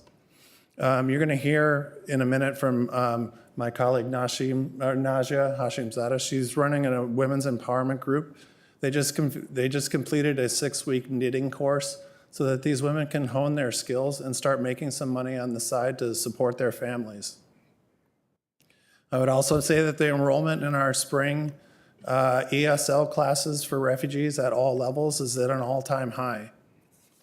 So the point here is that we know that you've heard that the refugee resettlement agencies have all been, in the crosshairs of the new administration. But we're here to reassure you that we're still working. We still feel a sense of obligation to these people. And so I'm going to wrap up with a quick story. One day last week, I'm the grant writer. I came in expecting to do my normal job that Sarah hired me for. Instead, I helped an 11-year-old girl register for school.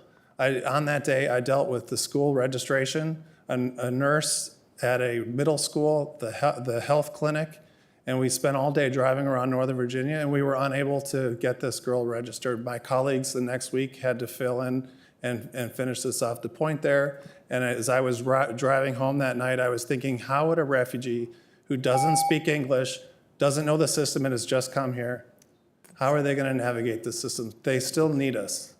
That's all. Thank you, Thank Mr. you for the Elson. time. I appreciate the opportunity to speak. Thank you. Our next speaker is Nadia Hashimzada, followed by Sihey Tefera.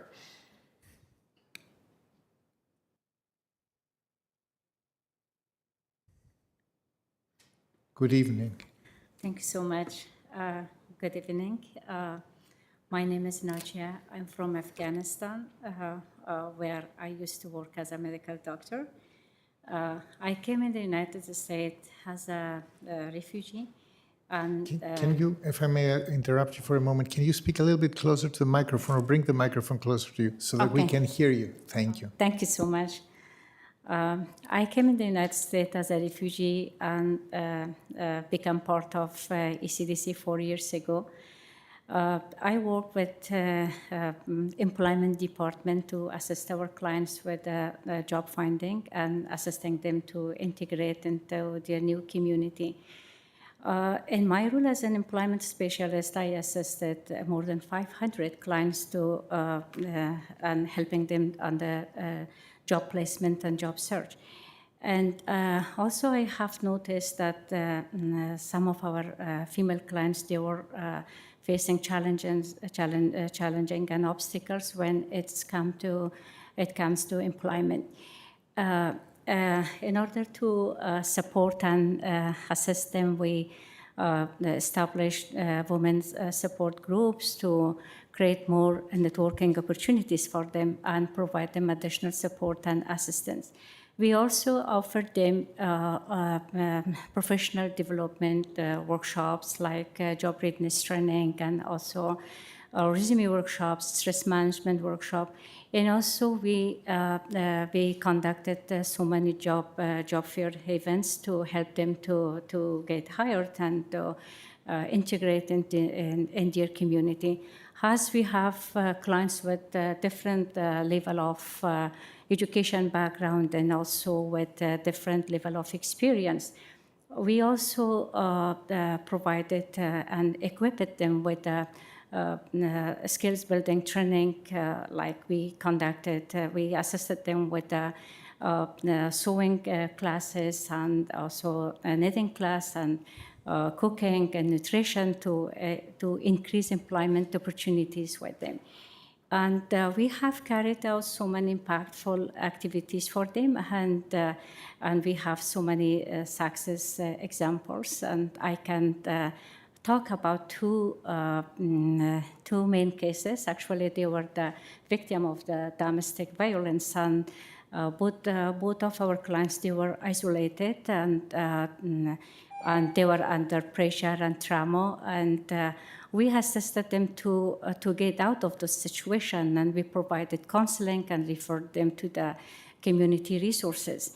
And also those clients, we assisted them with the with education, ESL classes to help them to get a job and get out of the isolation. And both of our clients, they are now independent and they have a full-time job. So forgive my language because I know that I was a bit slow. Dr. Hachimala, your time is up. If you can. I understand, yeah.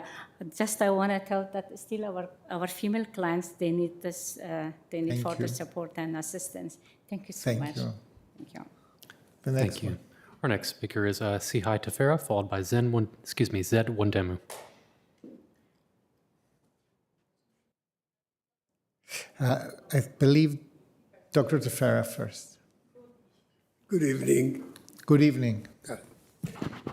Well, I am here tonight to reiterate, the partnership that we have had for over 40 years with the county, and we thank you very much for that partnership, and we hope, it will continue for more years. I want to say, when you live in a democratic society like this, the good thing is citizens have the right to come and petition their government. And that's what we are doing tonight. And we hope that tradition will continue. The second thing I want to point is this year marks the 45th anniversary of the Refugee Act of 1980. God bless his soul. President Carter signed that act, and it brought many refugees from different parts of the world. So we are celebrating that also. ECDC has been for over 40 years serving the community here in Arlington. This is where we were born, where we grew up, where we matured. ECDC is more than an organization. It is a trusted hub where people find support and guidance and comfort. Today, we face an unprecedented challenge. I am sure you are too familiar by now.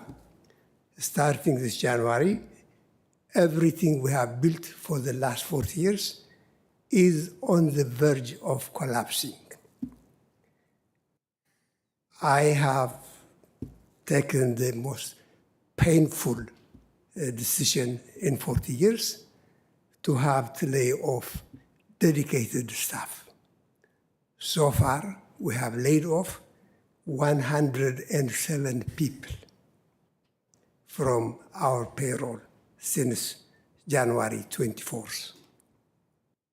44 of them are from Arlington, because this is also our headquarters. Our fear extends really beyond the organization. It is about the clients that we are talking about.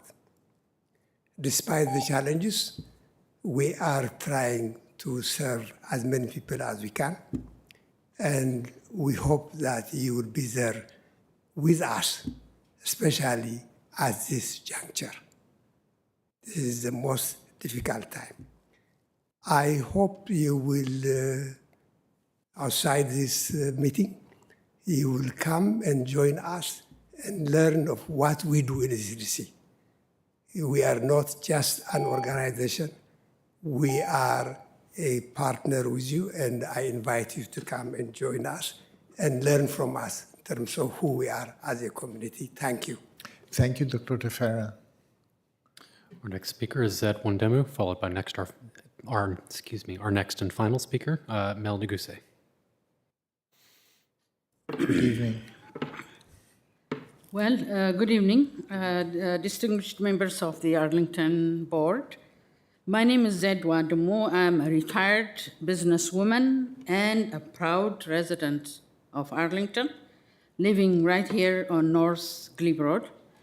Today, I come before you not just as a member of this community, but as a witness to the unwavering dedication and life-changing impact of the Ethiopian Community Development Council, ECDC.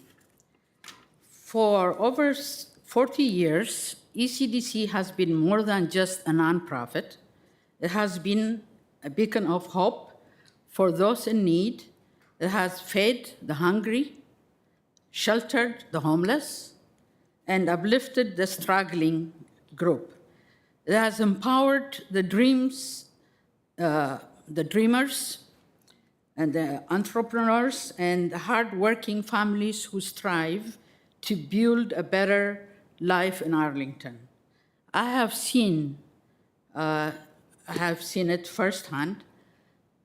The single mother receiving emergency assistance, the refugee finding their first home, the aspiring business owners receiving a micro loan to gain financial independence and self-sufficiency. ECDC does not just provide services. It restores dignity, fosters resilience, and strengthens the very fabric of our community. ECDC is more than numbers in a budget. It's the hearts of Arlington's humanitarian mission. It transforms lives, turning despair into opportunity.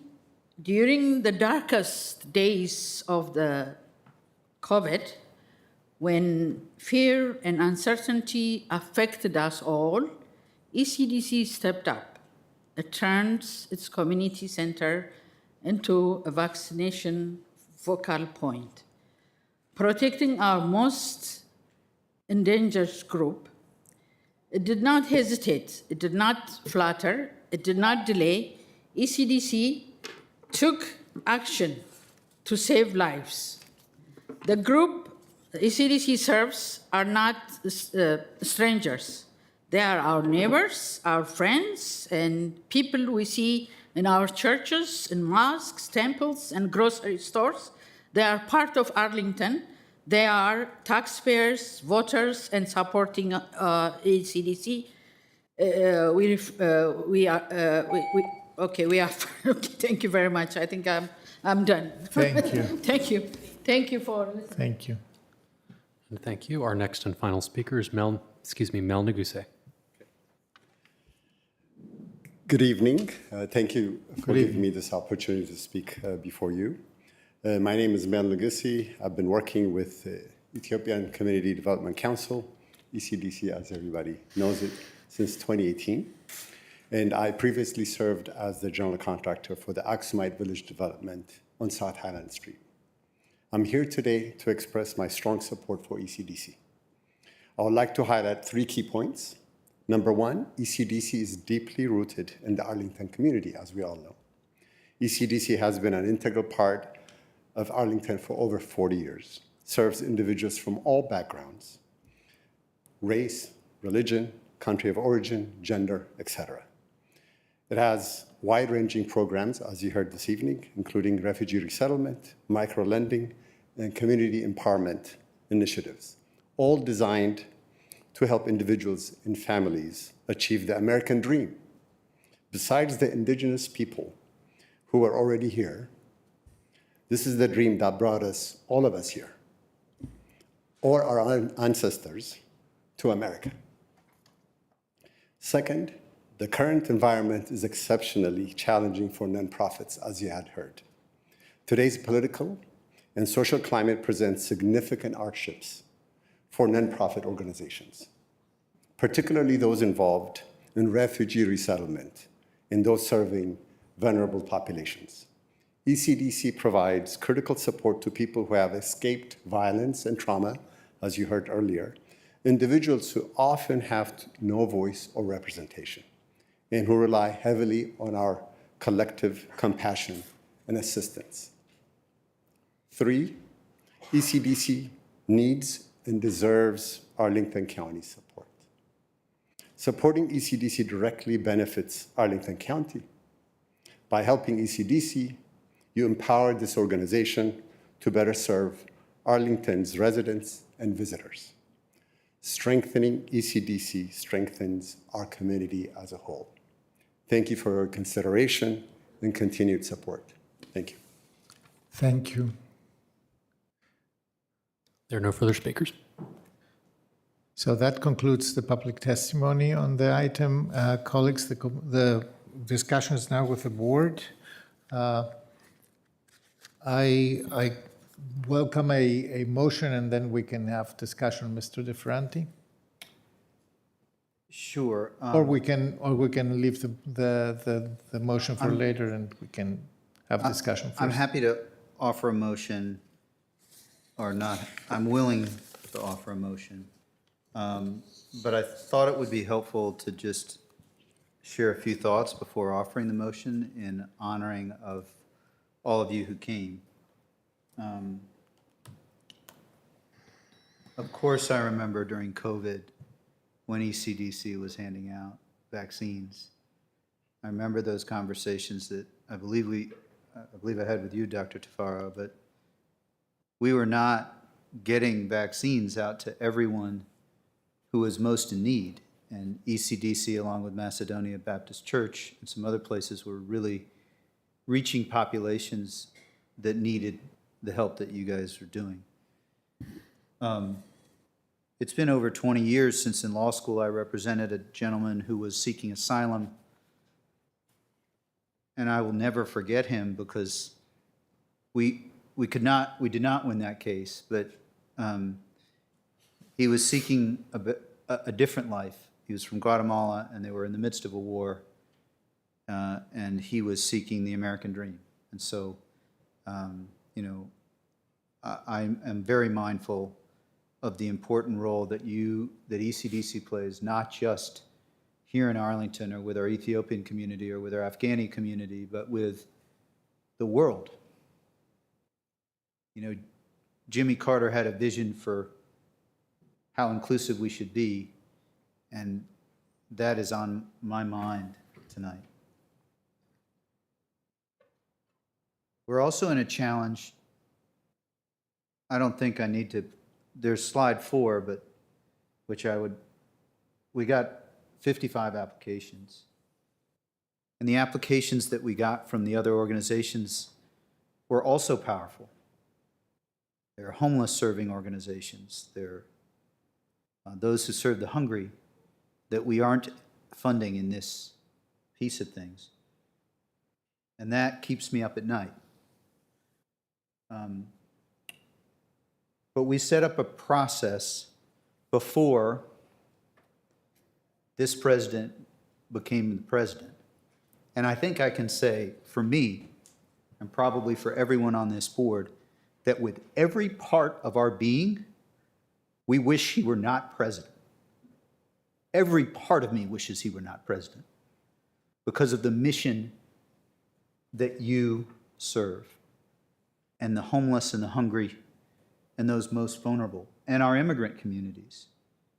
Both, some we were able to provide funding, and some we're not. So because of slide 4 and all the organizations we weren't able to fund, we set up a process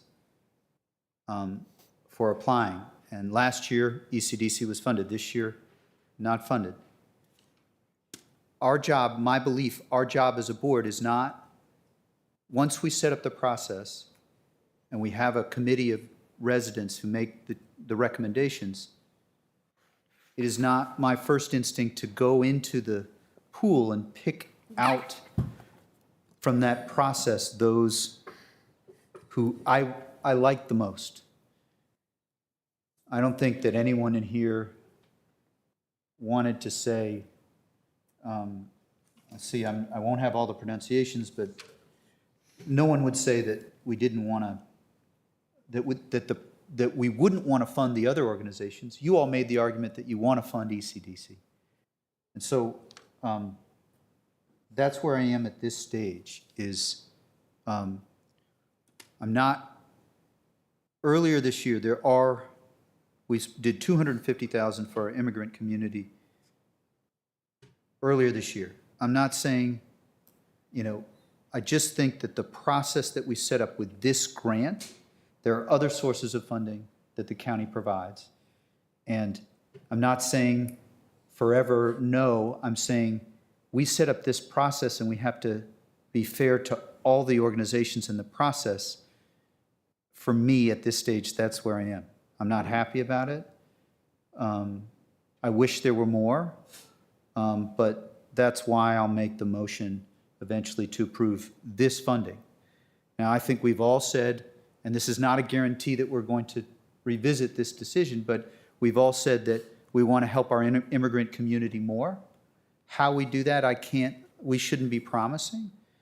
But I do think that this process, the way we've set it up, I can in good conscience go in and pick out from the applications and the scores organizations to help. Now that's hard, but I would say the only last thing I'd say is that this process didn't take into account everything that's happened in the last 2 months. And, you know, Dr. Tafara, I won't forget 107 and 44. There's so many Arlingtonians through the federal government and through your organization that are at risk of losing their jobs. And I won't forget that. But I do feel at this stage with this grant, as we've set it up, that we have to go forward. And then the question of how we address the ongoing challenges over the next 6 months. I don't think any of us wanted this pain that we've had these last 2 months. And it is true, I believe, that every fiber of us up here wishes we, our community and you and us, were not in this situation that someone who I believe will go down as the worst president in our history is wreaking on us. So I'm sorry. That's why I'll be making the motion. I'll stop and let others share thoughts, and then at the appropriate time, make the motion. I saw Mr. Spain's light. Well, one, thank you to everyone who has taken time out of your schedule to be with us tonight and voice your concerns about the issues that are going on within the ECDC community, but at the immigrant community and the Ethiopian community at large. I took copious notes of what everyone was stating here, and you know, the 40 some odd years of relationship that ECDC has had with Arlington is something that you just cannot discount. But I agree with the vice chairman because years ago I was always curious about how the county arrived at a position to grant certain funding.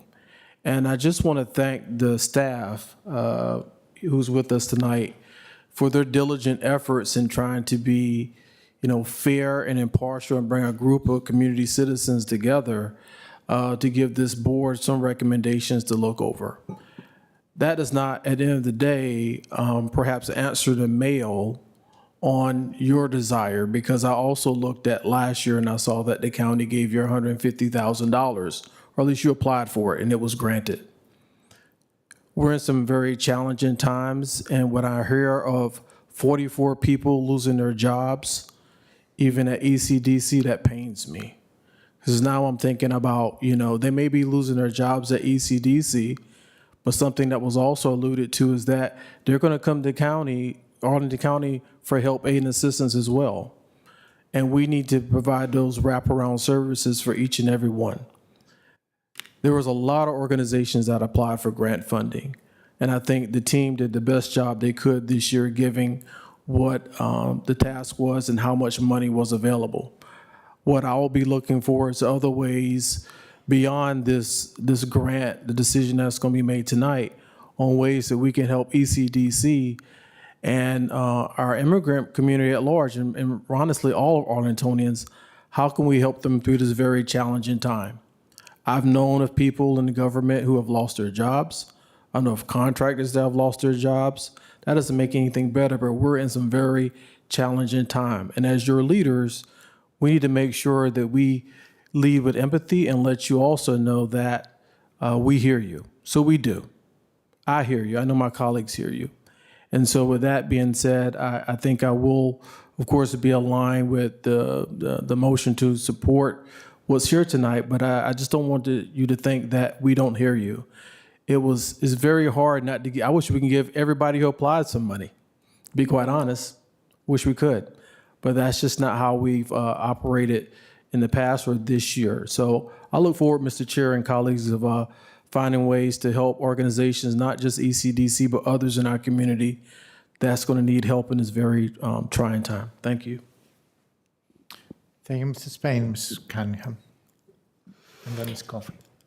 Yeah, I would hold all of those comments up, as well as just sharing my own experience with ECDC through the decades that I've been in Arlington, including your work to settle my next door neighbors from Afghanistan. So the work you've done through each international crisis and each federal and state and local change is just remarkable. The ability you've had to rise to meet the moment, to help pivot quickly, and to help us as government partners figure out how to work together to meet those needs has been transformative. And I truly believe, though this particular grant's probably not the place this year, that we have continued partnership ahead, and that this moment is giving us all a whole new set of challenges, and the resilience that you as an organization and each of your employees and each of the community clients that you have served over time, that resilience will buoy us as a community. And I look forward to working with you to figure out how to do that. We know as we're putting this budget together for this fiscal year, separate from the grant process, that there's so many unknowns, and each day there's a new one. So we are trying to figure out how to pivot ourselves there to meet major health and human services needs that we're not quite aware of yet. You all are still at the front lines, very much aware of that. I look forward to finding ways we can partner through that, and I suspect when we look back 10 years from now, this will be yet another celebratory moment of where we all took the lemons and made some lemonade and made our community stronger because of it. And while I have the community's attention, government can do some things, but we as a community can do fantabulous things. And when government, whether it's federal or local funds, are stretched, it's our community resilience, our community hours, our community empathy and care that really stitch us back together. So if you are a community member watching this who has a little bit of money in their budget or has a little bit of time in their week, then rise up and share. ECDC is a great place to help guide the investment of those precious resources in our community, and I thank you. Thank you, Ms. Cunningham. Ms. Coffey. Yeah, I would just align myself with everything that's been said so far. I think one of the main reasons that we created this process before I was on the board is there are so many incredibly worthy, wonderful organizations, and looking through the list of folks who we are not able to fund with this recommendation this year, I don't see a single project that's not worthy of being funded if we had the money to do so. But with the expansion of how many people applied this year, last year we were unable to fund 16 of the projects that applied. This year, that's almost double to 31 projects that we can't fund this year. And I think it's definitely tough to see that, and to know, especially as the world is changing so quickly, that this process perhaps is not as agile to the active need of this moment today, here, sitting right now. And so I think it's we're still in conversations about how we do react to the ever-changing, ever-shifting land underneath our feet. And I think that your testimony today, your ability to be here and really articulate both the impact that the federal administration is having on your service as an organization, as well as bring to us really what those services are and lay it out in a really helpful and wonderful way. That all goes into our thinking in terms of how we react to this what will be an ongoing 4-year problem of making sure that the right people are supported at the right times. And so I think this is, another push towards that conversation of what is it we do to react to this. And I think that, that's a bit separate from this particular grant, which was set up as an impartial way to evaluate the merits of each proposal. And it's not to say that any of them don't have merit, because again, they're all really wonderful. And there's a number of other organizations who we did fund last year who just dropped below the line this year. And I think it's tough to see, but that is also how competitive processes work out, unfortunately. And so it's a tough position to be in, but I know we will continue this conversation, and I think with staff and among the board around how we can support all of our very worthy community groups who are facing some of the worst financial uncertainty, certainly of my lifetime, but of many of ours. Thank you, Ms. Coffey, which leaves me. You may have noticed that there were no questions for staff. And the reason for that is because there have been a lot of conversations with staff. And, thank you for bearing with us and, going through many iterations of work with us.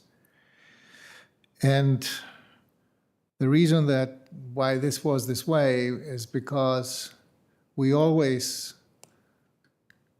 question whether are we doing the right thing? Do we have a mechanism of funding that really addresses the needs? And the needs shift all the time. And this time they have shifted mightily. And I agree with Mr. DeFerrandi and all my colleagues here. We are under shock as a community, as a society. I am not impartial when I talk about ECDC, not because I am a former employee of ECDC, but because ECDC has been my neighbor, literally my neighbor, for more than 20 years. And I know what my neighbor does. I know who goes into these buildings in South Highland Street, who goes out from these buildings in South Highland Street, what kind of lives ECDC has touched, and how. And what amazing successes for people who came to this country ECDC has to be credited for. And over time, I understood one thing, that there are organizations, when we call them partners, we mean something.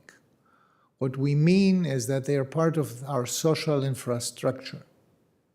So if the question is, how do we make it the next 3 years, 4 years almost, with a government like the one that we have right now, I have to look at where is my infrastructure, where are the critical partners, what are the critical forces that will hold together, that are here. So 44 Arlingtonians who are now unemployed out of 107 people who have been working for ECDC will be missing in this infrastructure. The way I've experienced the type of care and services that ECDC has provided to really needy families, for families who really needed that, who was absolutely critical for their survival to get these services. These people won't be here, and I'm very concerned about the loss of this muscle mass, the loss of the network, the loss of critical infrastructure. This grant, the grant process, is not designed to support infrastructure, to support long-term relationships. It's a competitive process. It is designed to support innovation, and it's also designed to support expanding into places that we haven't never been before, inviting communities and proposals in. And this is a great thing to do when the weather is good. But when the weather is not good, this begins to be not a problem, but a luxury. Now, that said, that means that I still believe in this process for what it is good. And I'm going to stick with a process because we agreed that we will stick with a process. But that gives me now pause about what to do for what we are not covering with the process, especially in moments like this, which will, have to spark conversations with my colleagues about, what else we can do when we talk about community resilience, and where we may need to be, dive in and see whether we have other opportunities to support, including financial support, but not only financial support. So I have to say, with a very heavy heart, especially because the CDC couldn't make it, but so others as well. I've seen other organizations that I consider also part of our basic infrastructure and partnerships that didn't make it either. So it makes me, it gives me reasons to have to discuss the process even further, whether, but I know that the process cannot do everything. It cannot do innovation and extension, and at the same time also care for infrastructure and basic partnerships. So this is basically a tough conversation, or a difficult conversation that we have to have under these conditions that we have today among us and with the community. And I think, Dr. Tefera, we should be taking up to your invitation to come and visit and see with our own eyes the people who partially came here today. And thank you so much for taking this time to come. With that, I'm going to pass it to Mr. DeFerrandi, who I understood wanted to make the motion. Or if there are other questions, we can. I don't have any other questions. I am willing to make the motion. I'm not excited nor happy, but I do believe it is the right thing for this grant that we have set up. I'm grateful to staff. I want to second the idea. I need to come during the day and spend time. It's been too long since I've been to ECDC. I don't have a neighbor, as Ms. Cunningham, and I haven't worked in the past. But I do need to come, and that is part of what I think needs to happen over the coming weeks and month or month and a half. As you know, Dr. Tafara, a little easier for me to come during the daytime than at night, but I do need to come, and I think perhaps all of us would be there. So with that, I'll make the motion that we approve the list of grantees proposed based on the community and staff reviewer scores and feedback to receive grants in the amounts included in Table 1 of the staff report, subject to approval of the FY 2026 operating budget. In addition, we authorize the county manager or designee to sign and amend on behalf of the Arlington County Board the grant agreements between the board and each grant recipient in a form approved by the county attorney. That is the county manager's recommendation. It's approval of the fiscal year 2026 Race to Rebuilding Trust and Community Grant Awards to Human Services Nonprofits. Is there a second? Second. It is seconded by Ms. Cunningham. I think we have talked to our positions, right? I can take a vote. All in favor, please say aye. Aye. Aye. And I will abstain because I said that I will stick with the process, but I'm not going to vote against the process, but just with the skepsis that I had before as well. So this carries 4-0 with one abstention. Mr. Kushner, do we have other items to come before the board? There are no further items. No further items. Then thanking everyone. This concludes our March County Board meeting, and we are adjourned. So.